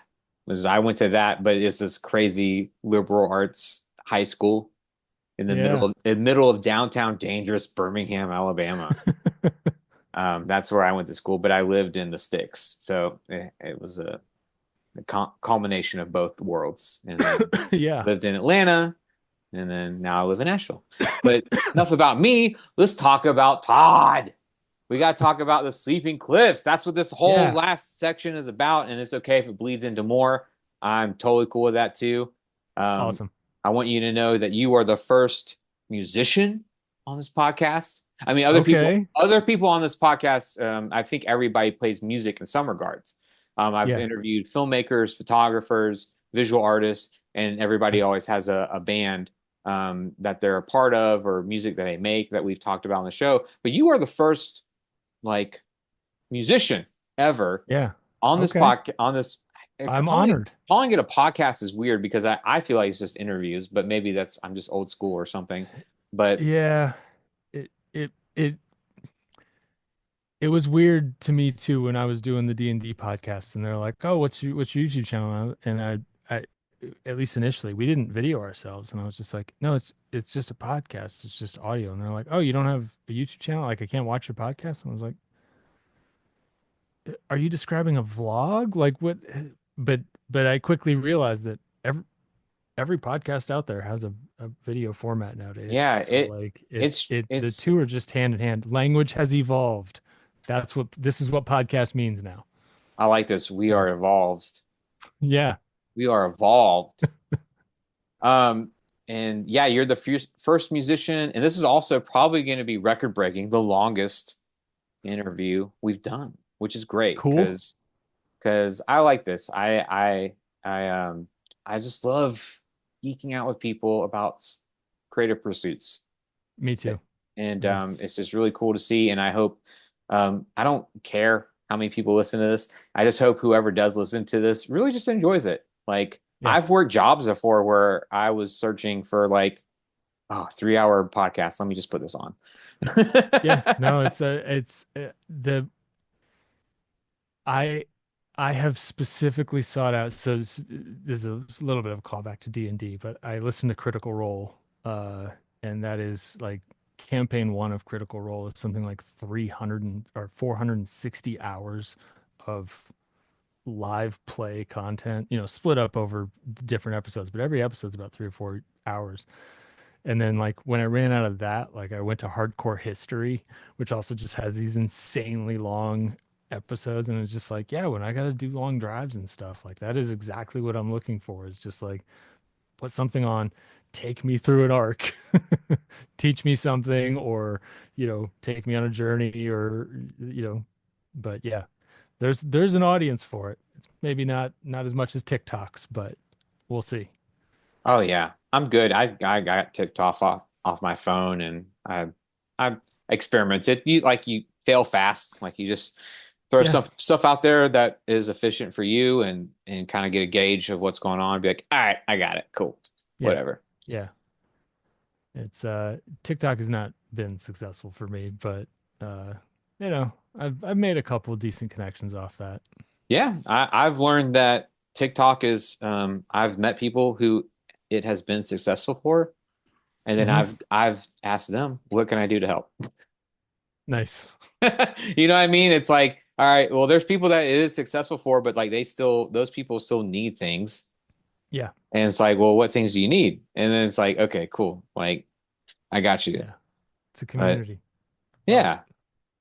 But yeah, so that's always something to think about is what you can learn to help other people or whatever. And um back on track though. I'm sorry I went on all my rants. Ah, Um, but here we are, and now it's like I feel like this is the time to shine of all things Sleeping Cliffs. I feel like this is the reason cool. of the season, why we're here. Now that we've not gotten through, but I had no idea. You started sending me stuff that you've been working on. I just had no idea. Like I said, for me, it was a bit of a journey today too. Like sending you all that stuff was just like, oh yeah, and I do this, and I did this. While we were talking, I remembered that I also started a YouTube channel deep diving into different plugins in Reaper. Like I Yeah. only have one video up there, but it is more successful than my Sleeping Cliffs YouTube channel. That one video has thousands and thousands and thousands What of was views. the Reaper? What was it? It just explains how ReaComp works. And is It that a explains built-in how the plugin? the built-in Reaper compressor plugin. It Yeah. No, explains every single I switch, dial, and it is an insanely popular video. And I was like, yeah, I'm gonna make a YouTube channel. That's how I'll like do something else with music. And I never got back to it. Um, Yeah, I actually feel that immensely. The only main big reason Ghost Stalker exists is because there's a synth that I use called the Roland JDXI, okay. and it's a budget synth. I mean, it's like a $400 synth. Um, but it has all Roland's like classic drum sounds and Yeah, synths and everything built in all into one synth with micro keys and all that. that's pretty awesome. And I had to learn how to use it to in order for this project to work because I was like, I'm Okay. really into synthwave. There's a synth that has all the synth sounds, all the classic things. Why am I downloading sample packs and trying to do all this stuff when this synth has it? Like save myself a bunch of money and just get the synth, like, or save Yeah. myself a lot of time and my computers kept crashing and all this stuff. And so I made a tutorial series that was basically a Frankenstein of all the tutorials that I Yep. had been watching. Yep. And that's like as you can relate is like that's the video took off, right? Like that's the Yeah. so I just kept making more of those videos, but then I made a whole EP like, hey, if this EP has only this synth on it, whatever. Right. Right. And I just called it Ghost Stalker. Like that was the thing. It's like this is music that was made completely on this one machine. I'm the person that showed you how to learn it before Yeah. you bought it or whatever, or you may have bought it. You bought it and then now you don't know how to use it and you're looking up all this stuff. Yeah. But That's it's a just lot one of of those us. things. Yeah. If No, it's the origin stories are always but fun. you have that Reaper tutorial on Sleeping Cliffs YouTube. No, it's a separate YouTube channel. I sent you to the Scoville Sound Studios email to like send me the invite, Yes. and so there's a separate Scoville Sound Studio YouTube channel that just has that one video, and it's like 40 minutes long or something because it literally goes into Yeah. every single thing that that compressor can do. And it's still on my backlog of just like, if I have a bunch of time, I should make a second video and a third video and a fourth video, and I should actually like cross-pollinate and be like, hey, this is Todd from the Sleeping Cliffs with this video on, but Oh, it, yeah, it's always funny when you see tutorial videos like that and they just like loop the same section of the song over and over and over again. You should just do that with the yeah, Sleeping Cliff songs. Like, I'm gonna show you guys how right, to master really easily today with built-in stock plugins from yeah, Reaper, and then you just play your songs. just yeah, Hold on, guys, let me adjust the threshold, and it's like 4 minutes later, it's still a Sleeping Cliff song. right, And people are like, actually, the song you're using slaps. yeah. No, I mean, I should experiment with it, right? Like and the technology's better now because when I originally made that video several years ago, like it was hard to get screen capture of Reaper with the audio actually coming through. Like, but Yeah, with it was only 6 years ago in 2010. right, streaming is so much more prevalent now, and there's like there have been so many advancements of people being able to uh share their audio stuff. And like, you could figure it out when I was doing the video. It just wasn't simple. Yeah. Yeah, So Reap is Reaper your main DAW that you're using? We're getting to it nitty has been gritty. my Sleeping Cliffs. yeah, yeah. Reaper's your main DAW. It's my main DAW. I mean, if we want to go all the way back, I got my start with a Tascam 424 back in the 90s, doing 4-track recording. And then I myself got a digital 8-track. And then I got that was a Boss digital 8-track. And I dumped those files down to the free 8-track version of Pro Tools. This is still the 90s, because Pro Tools used to let people use a free 8-track version of it because they wanted more people in the studios that knew how to use it. Um, but then I got into Cakewalk and Sonar, and then early 2000s I found Reaper, and it was still pretty bare bones back then. Like it was better than Audacity, but only a little bit. Really? Yeah, Reaper started real small and real scrappy. It's one Yeah. dude. Yeah. Reaper is the same guy that made Winamp, but Legend. he's one dude. I think he also like made uh GNU. If you I don't know if like he had something to do with LimeWire too, I think. Anyway, like There's going to be a it's one dude. biopic. Yeah. when we're like in our 70s, there's gonna be a biopic, and we're like, we gotta go to the theater. It's gonna be like Walk the Line, but for this guy. Yeah. But he's just Oh, one guy. He's on the forums. He listens to the people. And I was so enamored with this software that came up with new features every single week. And I was like, oh, this is kind of cool. And oh, and I can talk to him. I can just be on his forums talking to him, the guy that develops this.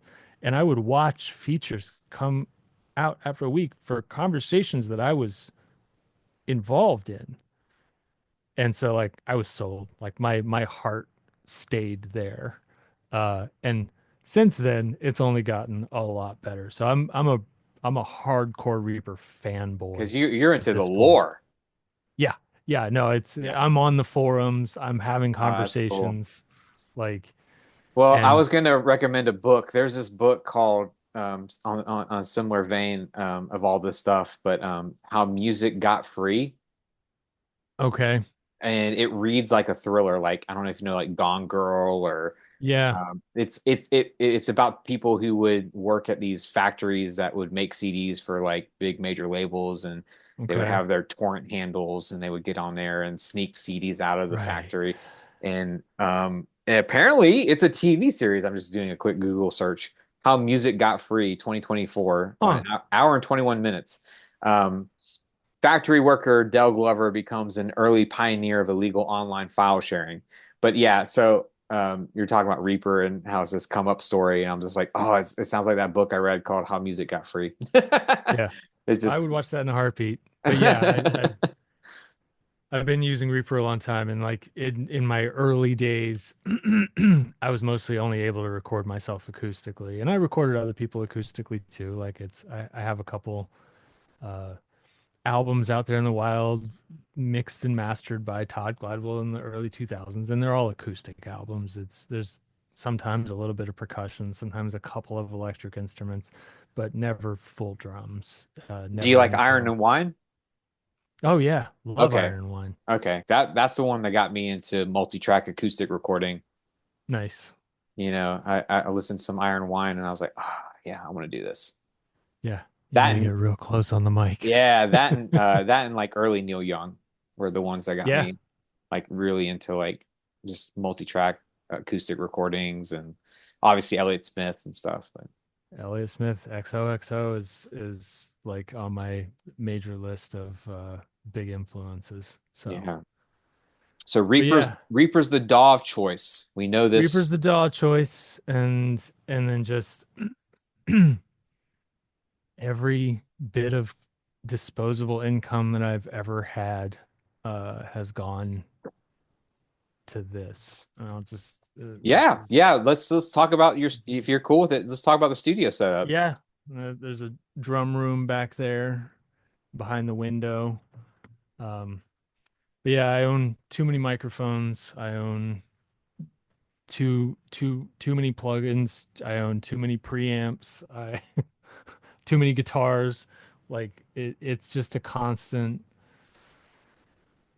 It's just a constant thing for me to want to expand and experiment with doing more stuff. Like I want to make more sounds. I want to make more music. I want to make more styles. Um, somebody I was recording another band in here the other day, and they made a joke about how many different kinds of shakers I have. And I was just like, yeah, I We mean, got eggs. We got yeah, no, I we mean, got this guy, maracas.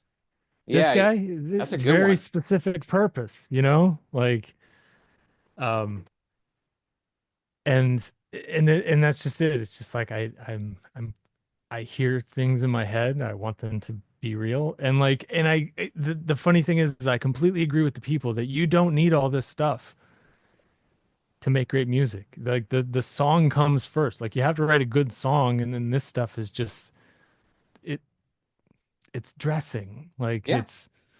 some of the greatest stuff out there, has been recorded on cheap gear, minimal mics, 4 tracks, like, and here I am, like, adding my 67th track to my Sleeping Cliffs song using one of my seven tambourines, but it doesn't stop me from wanting Yeah, all the but candy. there's like award-winning playwrights Hmm. that write an amazing two-act play. And you can take that two-act play and it can just be put in a high school theater and be treated like complete dog crap. Right. Or you can take it to like the regional theater that's Hmm. got the best directors and set designers and everything, and then like it feels supreme. It feels real when you watch it Yeah. on a stage with the proper lighting, with the proper directors, with all the proper stuff. So that's Yeah. what's so cool is like you can I imagine you've witnessed that is like people come in with an awesome nugget, the core of it, and then you're like, Yeah. all right, let's shine this up. Let's make I mean not shine it up, but let's put it where it needs to be, you know? Like this is going to be the version everyone's hearing and we're Yeah. going to bring it to Well, life in the it's best way and we get to really pump life into it, you know. so what you're describing is collaborative. And if I'm correct, Ghost Stalker is just you, right? Right now, yeah. Yeah. So it's like I obviously have a love for the collaborative. I love playing gigs, and that requires a band most of the time. I like writing songs with people. I like the collaborative effort. But I am enjoying having sole creative control over Sleeping Cliffs. I Yeah. do enjoy the fact that I don't have to run it by anybody. I don't have to compromise. And like that comes with its own drawbacks. There's no like pollination and evolution of ideas as a result of multiple people thinking about a problem or a part. But I go pretty fast because it's just me. And I just get Yeah. to be like, what what if I did really heavy guitar here? Like it's weird because this has been a soft song, but fuck it, I'm gonna do it. And like Yeah. I don't have to. Nobody has to approve that decision. I don't have to convince anybody. And I've never worked like that. I have never worked where I'm 47. You know, I've started this project when I was 45. I've never worked where I have 100% creative control over every single decision. And it, like I'm enjoying the heck out of it. That's It awesome to is hear. I'm glad you like that. I know Zoom is telling us we have so much time left, but I'm still down to keep talking. So don't feel like you have yeah. to rush anything.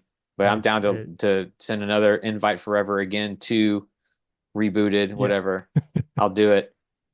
But yeah, I Um, imagine when you're doing the, you know, the film scores and stuff, like that's just you, right? Like yeah, as far as the creative decisions, like and I think most or all of the instrumentation. yes. Yeah, I don't know, man. Like there's the something other I'm doing Nosferatu. yeah, That's I'm gonna real come excited out. about that. Well, that's gonna come out not when I thought it was. Which is probably good because they're doing another Nosferatu movie in December. Okay. So I thought that was going to be a hindrance, like, oh, I got to get this out before that movie. And now I'm like, wait, I'm going to watch that movie because Yeah. it's part of the Nosferatu zeitgeist.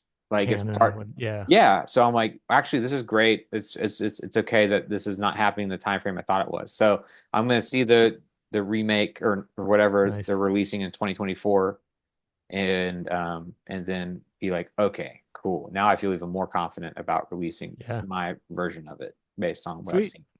But but I know after Nosferatu, it is not going to be a solo endeavor. Okay. Yeah, it is going to be not quantized. It is going to be um very real drums.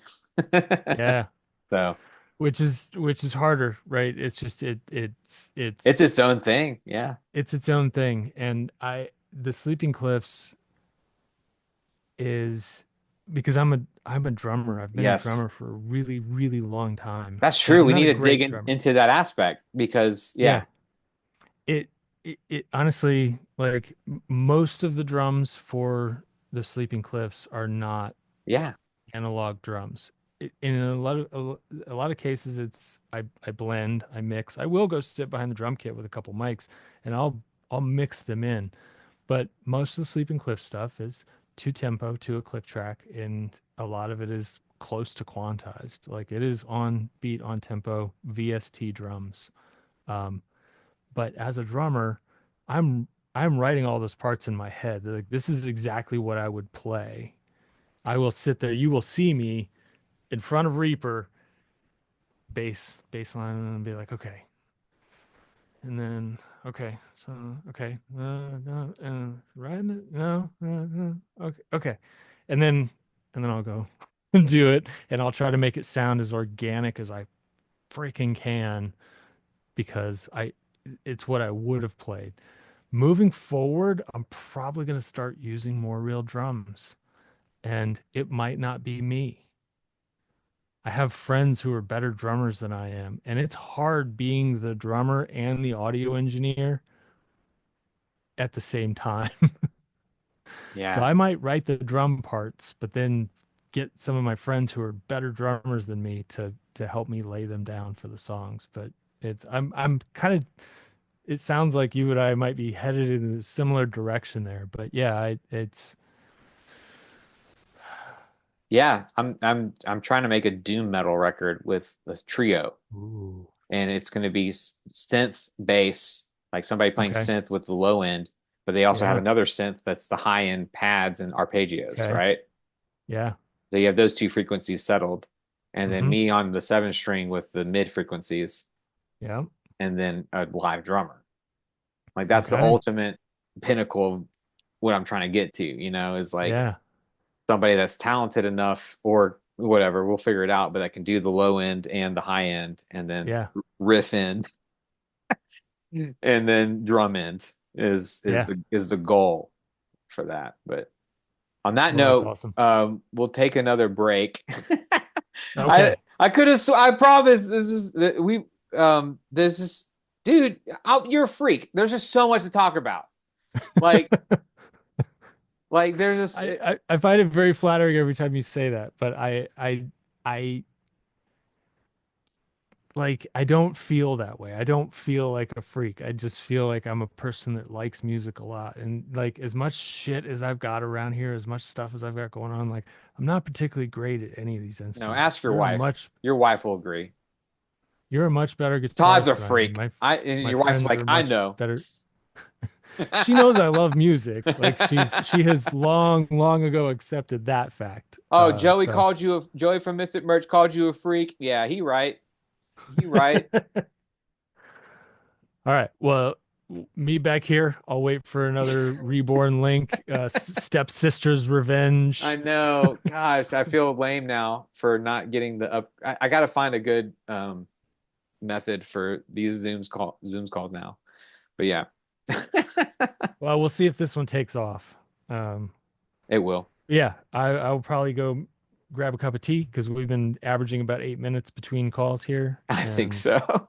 I'll meet you back here. All right, man. I'm sorry for the break. Ah, dude, don't worry about it, man. This is a blast. all right, cool. Later. Mid sip. Mid sip. I gotcha. Yeah. So it's been so cool hearing about everything that has led up to now in the ways of Ram Dass. I think he would say something like that. Um, Sleeping Cliffs, you've released something recently as of November, correct? Yeah, yeah. I just it's probably my most uh post-rocky of post-rocky songs, and uh this is the conundrum that I have as an artist that I have chosen to just largely ignore is that uh when I started writing my own music with no collaboration, no external feedback of any kind, nobody to be like, that's a dumb idea. You shouldn't do that. It was just like, hey, this is something I like and I'm gonna put it on an album. Uh, I found that my music forked itself pretty drastically. I was either writing like electro rock songs uh, or I was writing post-rock songs. And I like to think that you can see a little bit of flavor of both in both, but I do live firmly, like almost every song I've released falls firmly in one of those two genres and not the other. So if you listen to the last full album I put out, The Dredges, um, the last two songs, and I intentionally put them at the very end, but the last two songs are just pure post rock. Forget what I said and it's over.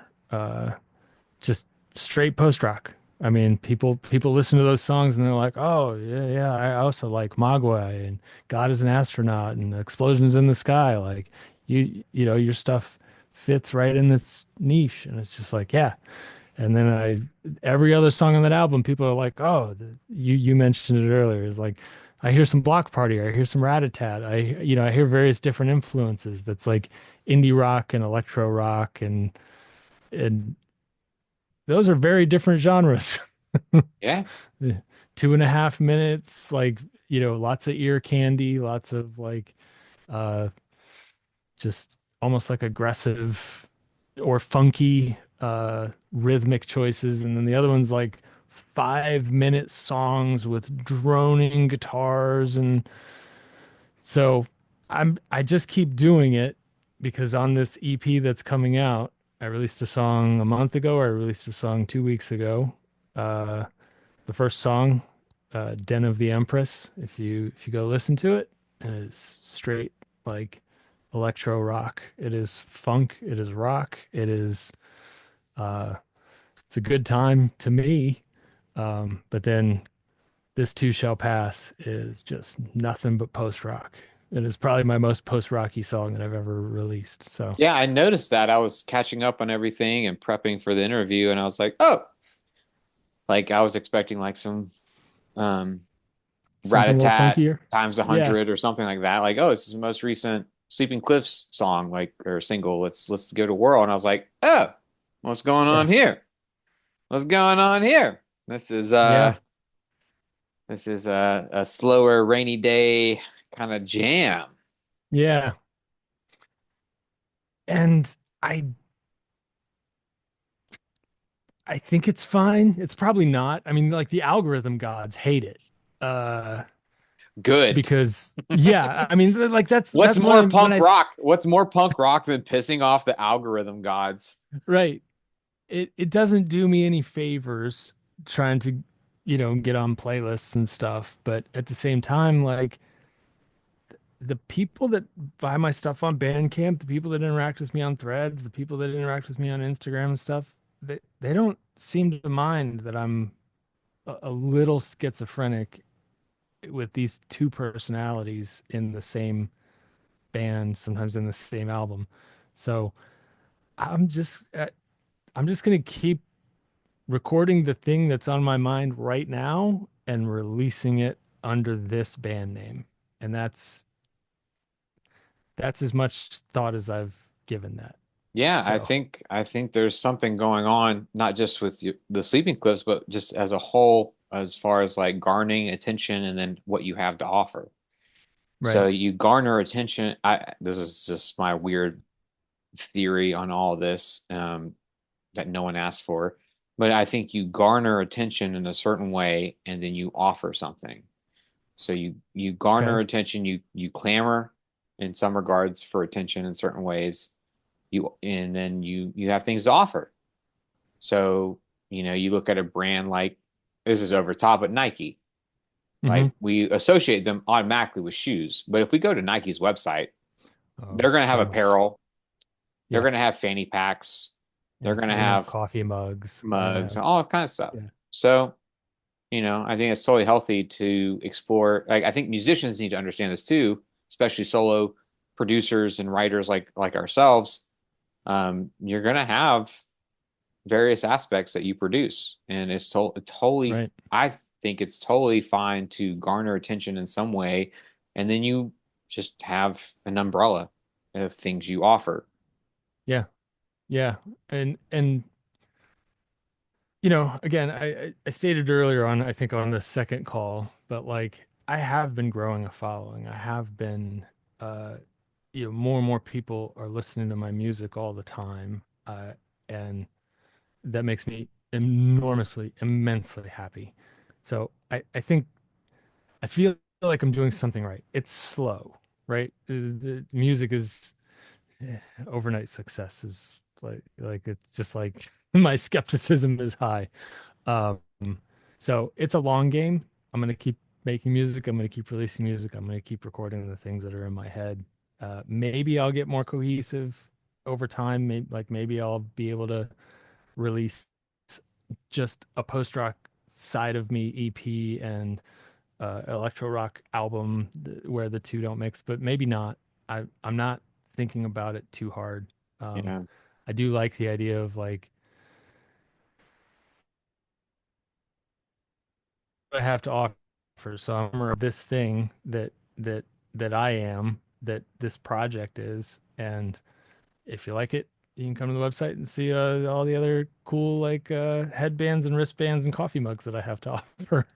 Yeah, So and I think that's totally healthy to do. I think all artists need to be able to be in that environment of it. And so right now you've been releasing singles, it looks like two singles this past year. I'm doing. I did this with the last album I released, The Dredges too.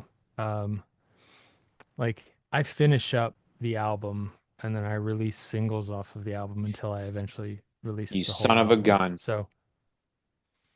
So this EP You has have been it all. done. So I the full EP is coming out in 2 weeks. Okay, I can Um, manage that. but I released one song a month ago, one song 2 weeks ago, and then the whole all four songs, the 4 song EP, and then I have a Christmas song coming out too. Yeah, I'm the opposite. I just want to drop the whole thing and then follow up. Yeah, it's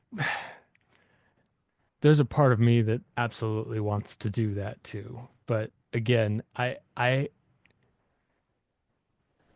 there's a part of me that enjoys this challenge too. Like, but I also sympathize with all the other community people on threads that are just like, man, try having to be a content creator is the worst. I feel that some days, right? But at the same time, like I don't play live shows. Yeah. I can't build a fan base organically. I can't feel an energy from a crowd and like turn it up just one more to 11 and then walk away and be like, God damn, that was a good show.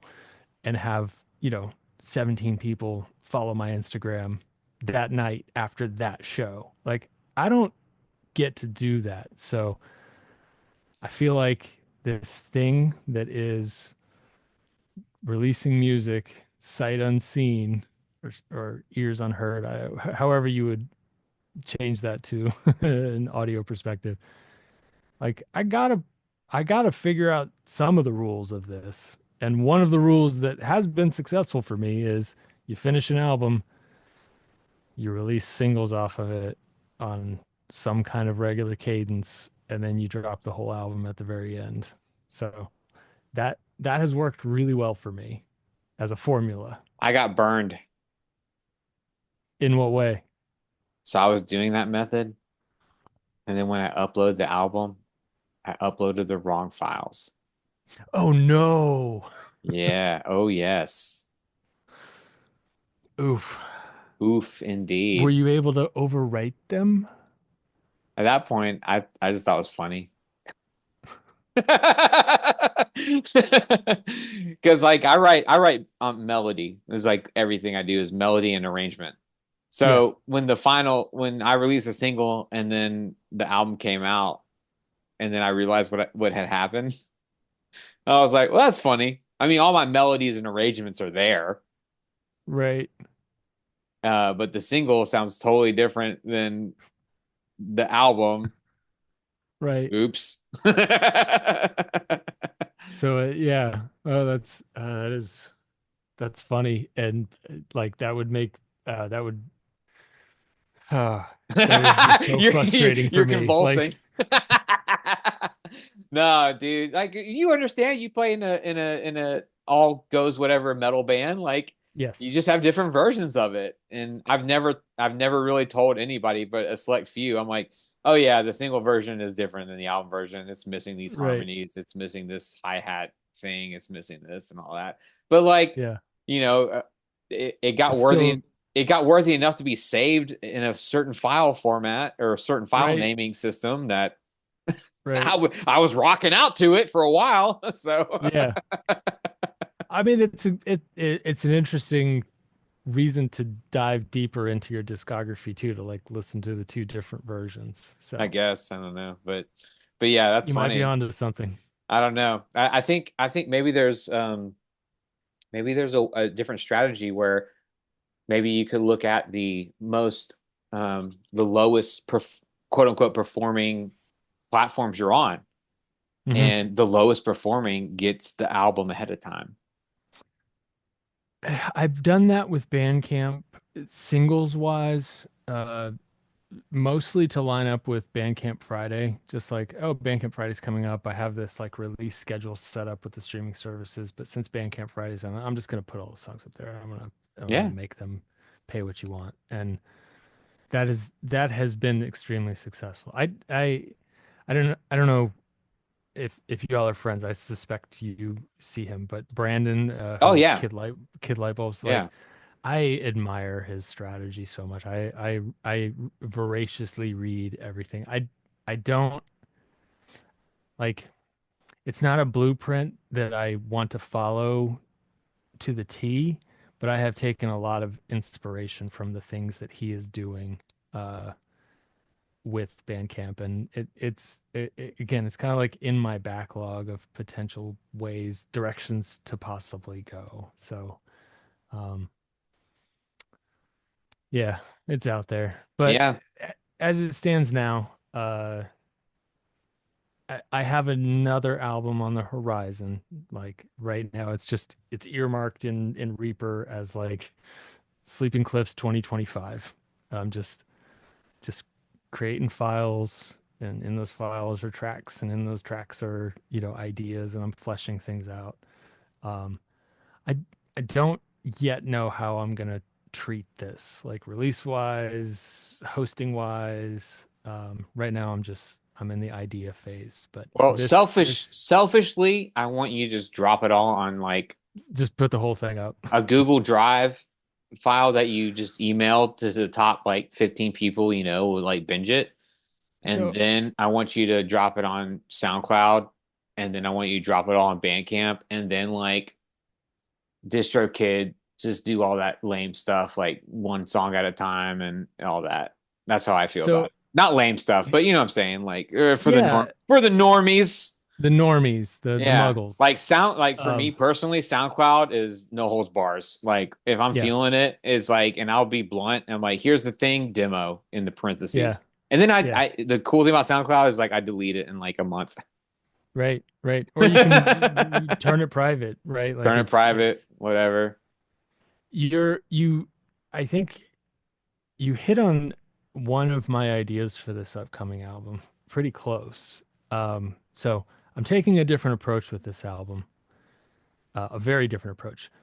I always every idea that I have that I think that this is good enough to be a song, I go into full production mode from the first moment that I have an idea.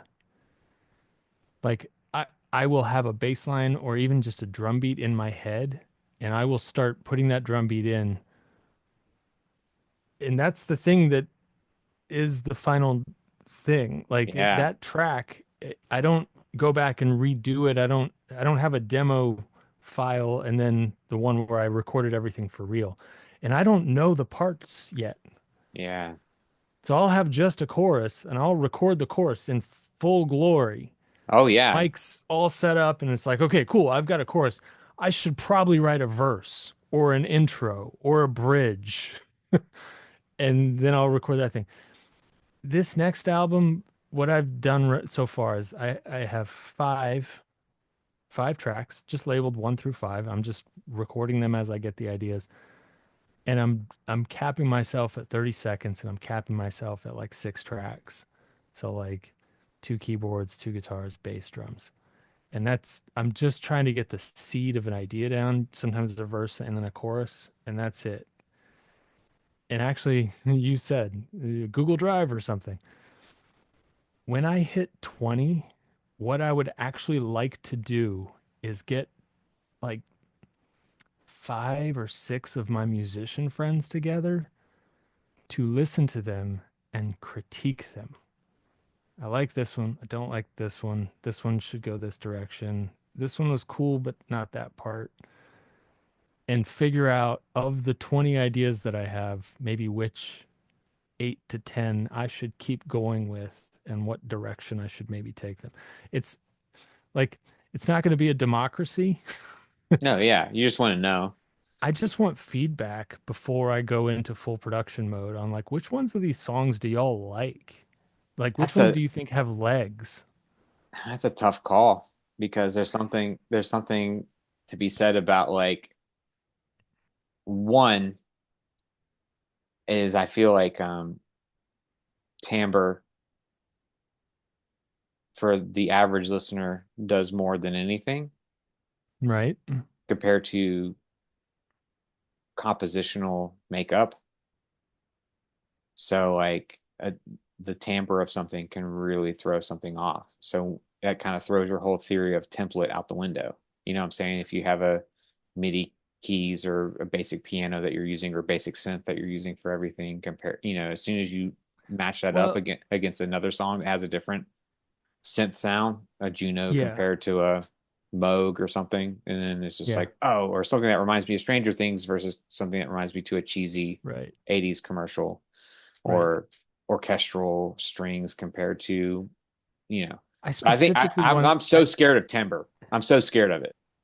and it's a good point. I hadn't even really considered that, but I think that's why I wanted musician friends to be in this listening party in this critique party with me. Like I want to listen to everything in its isolation.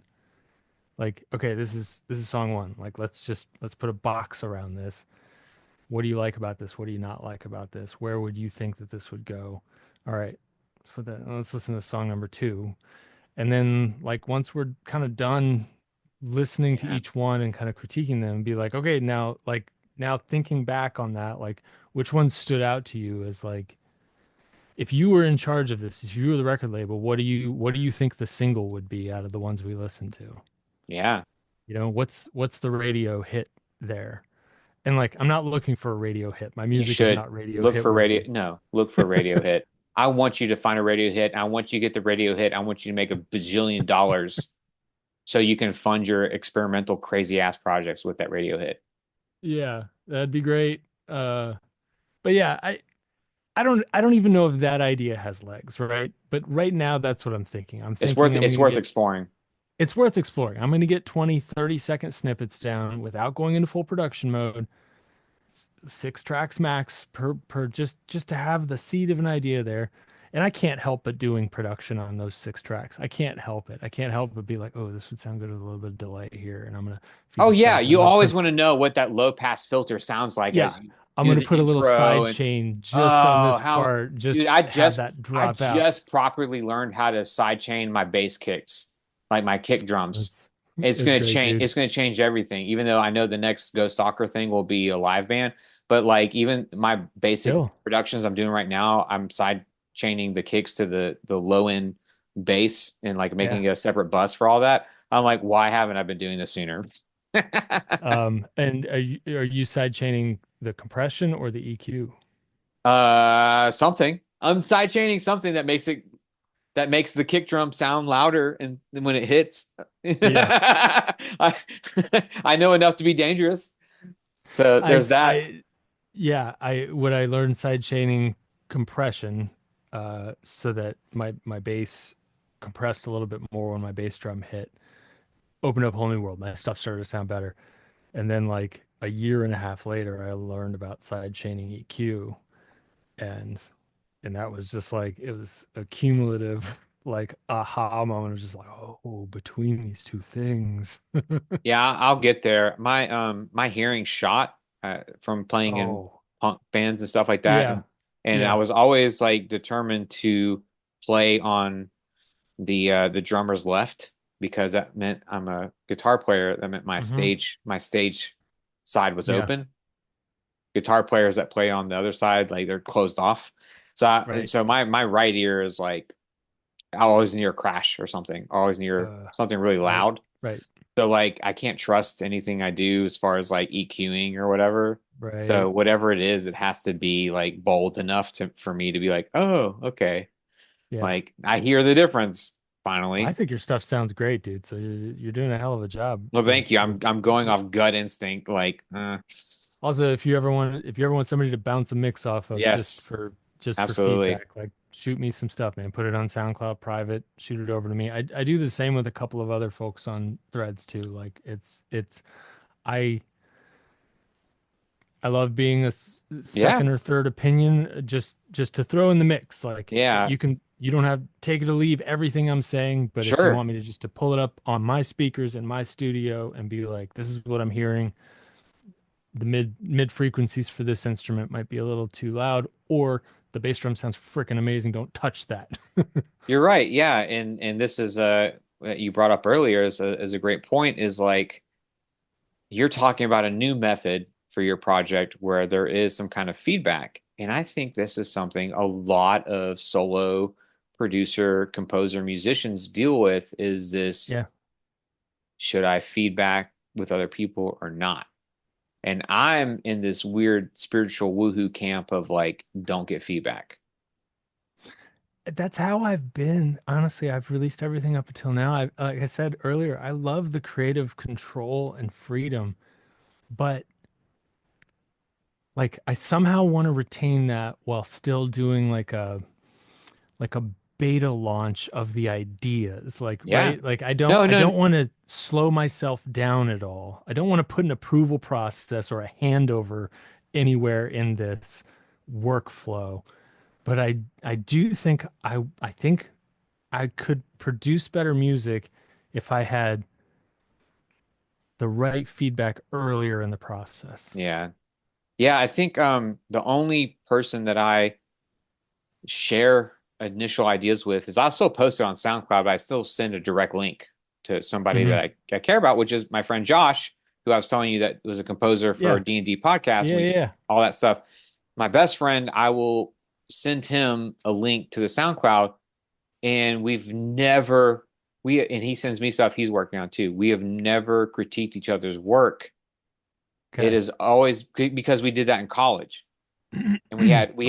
we had exercises that we did, Right. and same thing. I did visual art too for a long time, and you critique each other's work, Hmm. and then you start learning like what critiques are bullshit. Like you start learning like you're just saying shit, or like you the context is everything too. You feel compelled to find something wrong with this. That's my problem with a lot of critique is like if you ask somebody their opinion, they're gonna find something. If you say what's wrong with this, they're gonna say, well, I would have done it this way, this way. It's if I move forward with this plan for the next Sleeping Cliffs album of like, here's 20 songs, I'd love some feedback. Like I'm gonna have to figure out how I actually get useful feedback from that. Like that's usable. So I Yeah, and haven't quite I worked guess it out that's yet. up to the. I guess that we're exploring um our ways of figuring this out, but like that has something to do with the critiquer and the person receiving the critique, and Yes. I guess that is up to your own filter, your own judgment to figure that Yeah. out. Like you know, with the side note, side quest is like the t-shirt industry. I work with a small team of four people, and I'm third in the lineage. Like there's the head person that's been doing it for 20 years. There's a person right above me that's been doing it for 10 years. I've been doing it for 8 years. And then the Okay. newest person's been doing it for 1 year. And Okay. we all show each other our ideas to each other. And but it's a small team of four people. Right. And you know, and everybody has different perspectives, and we show each other the ideas, and we go, oh man, that's hilarious. And then one person will say, oh, you should add in this to this design, or if Yeah. you wanted to go this route, have you thought about this and all that? And it's different. That's my team of four people that I've been in the trenches with Yes. for a minute. It would be really hard for me to send a song to people I haven't been in the trenches with and take their critiques seriously at all. If I did Yeah, and if I hadn't worked with them or critiqued their work, like mhm. that's another thing is critiquing, getting your work critiqued by people that you have not critiqued their work. Or I don't know. It's a weird situation. Well, like when I think about this exercise, I I think about it in I think about it with a group of threads people as one mental experiment, right? And like if I did this with you, like I have critiqued your stuff because I've listened to it a bunch. Yeah. Like I haven't given you that critique, but I do feel like I have a in my head of like this music is amazing at this. It's great at this. Like if I sent it to you, I would be like there is an expectation of I already have a pretty good feeling of like what you like based on the kind of music you make and the production levels that you have. Um, Oh, and quick the note. things that you've said. You were talking about putting the post rock stuff at the end. Yeah. Guilty. Guilty as fucking charged. I have a song called Endlessness that is the end album credit music post rock song. Yeah. Yeah. Yeah. No, it's I mean my last song's called It's Over on my album. It's a 5 minute song called It's Over. Yep. Yep. My Uh longest song, my most realistic sounding drums, everything. yeah. Yeah, yeah. That's on it's on there. It's the I literally wrote it after doing like some crazy massage, vinyasa, yoga crap or whatever. And I came back home and I was like, whoa, this is a Ghost Stalker song. I don't Yeah. care if there's no chugs. Right. Right. I think I think it that same week I saw Jimmy Eat World play in Nashville. I got some crazy okay. massage done and I did some long ass like I'm dead yoga. Um, and then I was like, I'm writing a song now. Yes. I'm writing a piece now. But yeah. No, I Sorry to go love off it. track, but yeah. No, it's it all weaves together. So anyway, I feel like if I got four people to help me whittle my list of 20 down to 10, like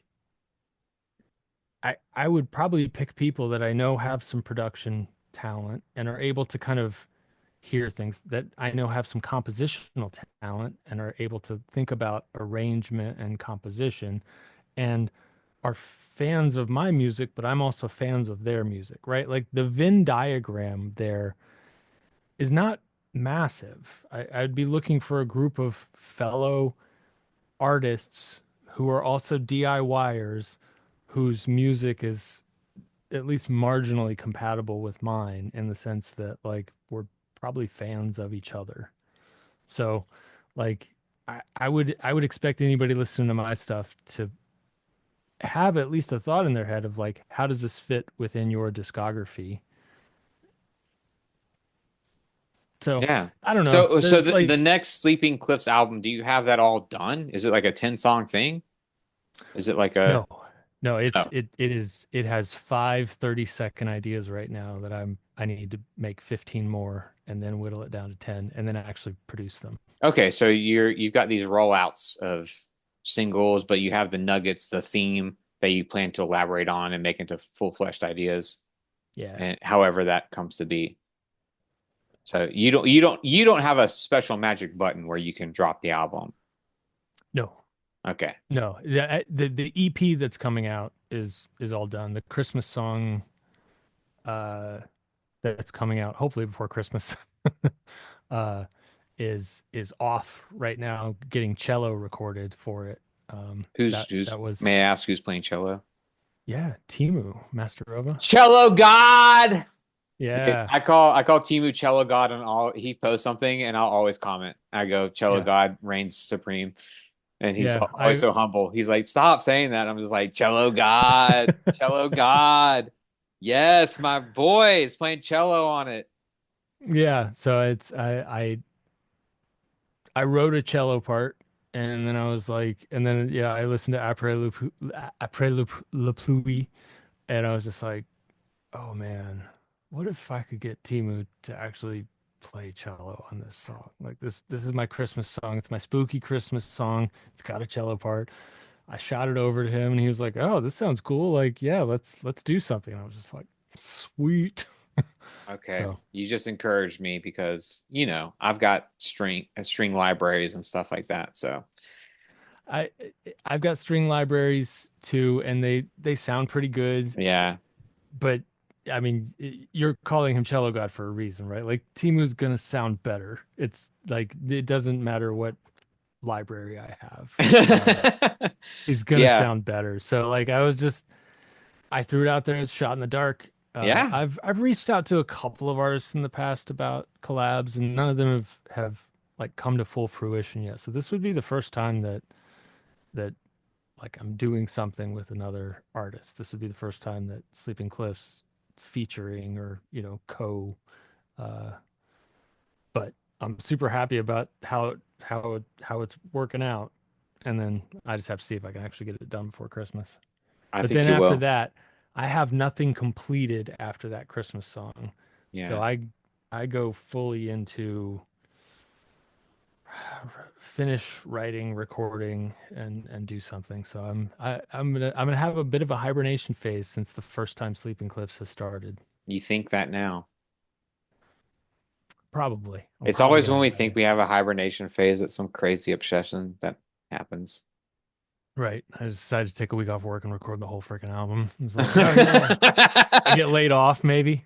No, no, not that. I do not expect that upon you, but I know No, Zoom some Zoom days. is giving me another time limit. Are you going to kill me if I want to do another chapter? Are you going to kill me? It is almost 11 o'clock. Okay. So I think I've got to call it after this one. That's cool, man. I think we've covered so much. Yeah, I think And we've hit it's really everything. exciting. It's really It exciting to see what you're going to be up to and what this rollout of singles will be and hearing what your Christmas album is going to be like, or not your Christmas album, but your Christmas single is going to be like. just a Christmas song. Yeah. And that was another experiment. A couple months ago, I was just like, should I write like do Christmas songs do well? I have no idea. I have no clue. I do not I didn't Um, even yeah, do the they're research. they're called, at least in the t-shirt industry, it's called evergreen. Okay.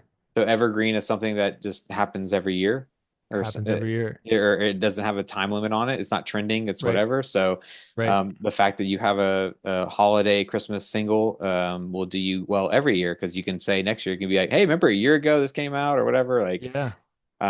you can add to it. There's layers. You can do, hey, this version has sleigh bells in it.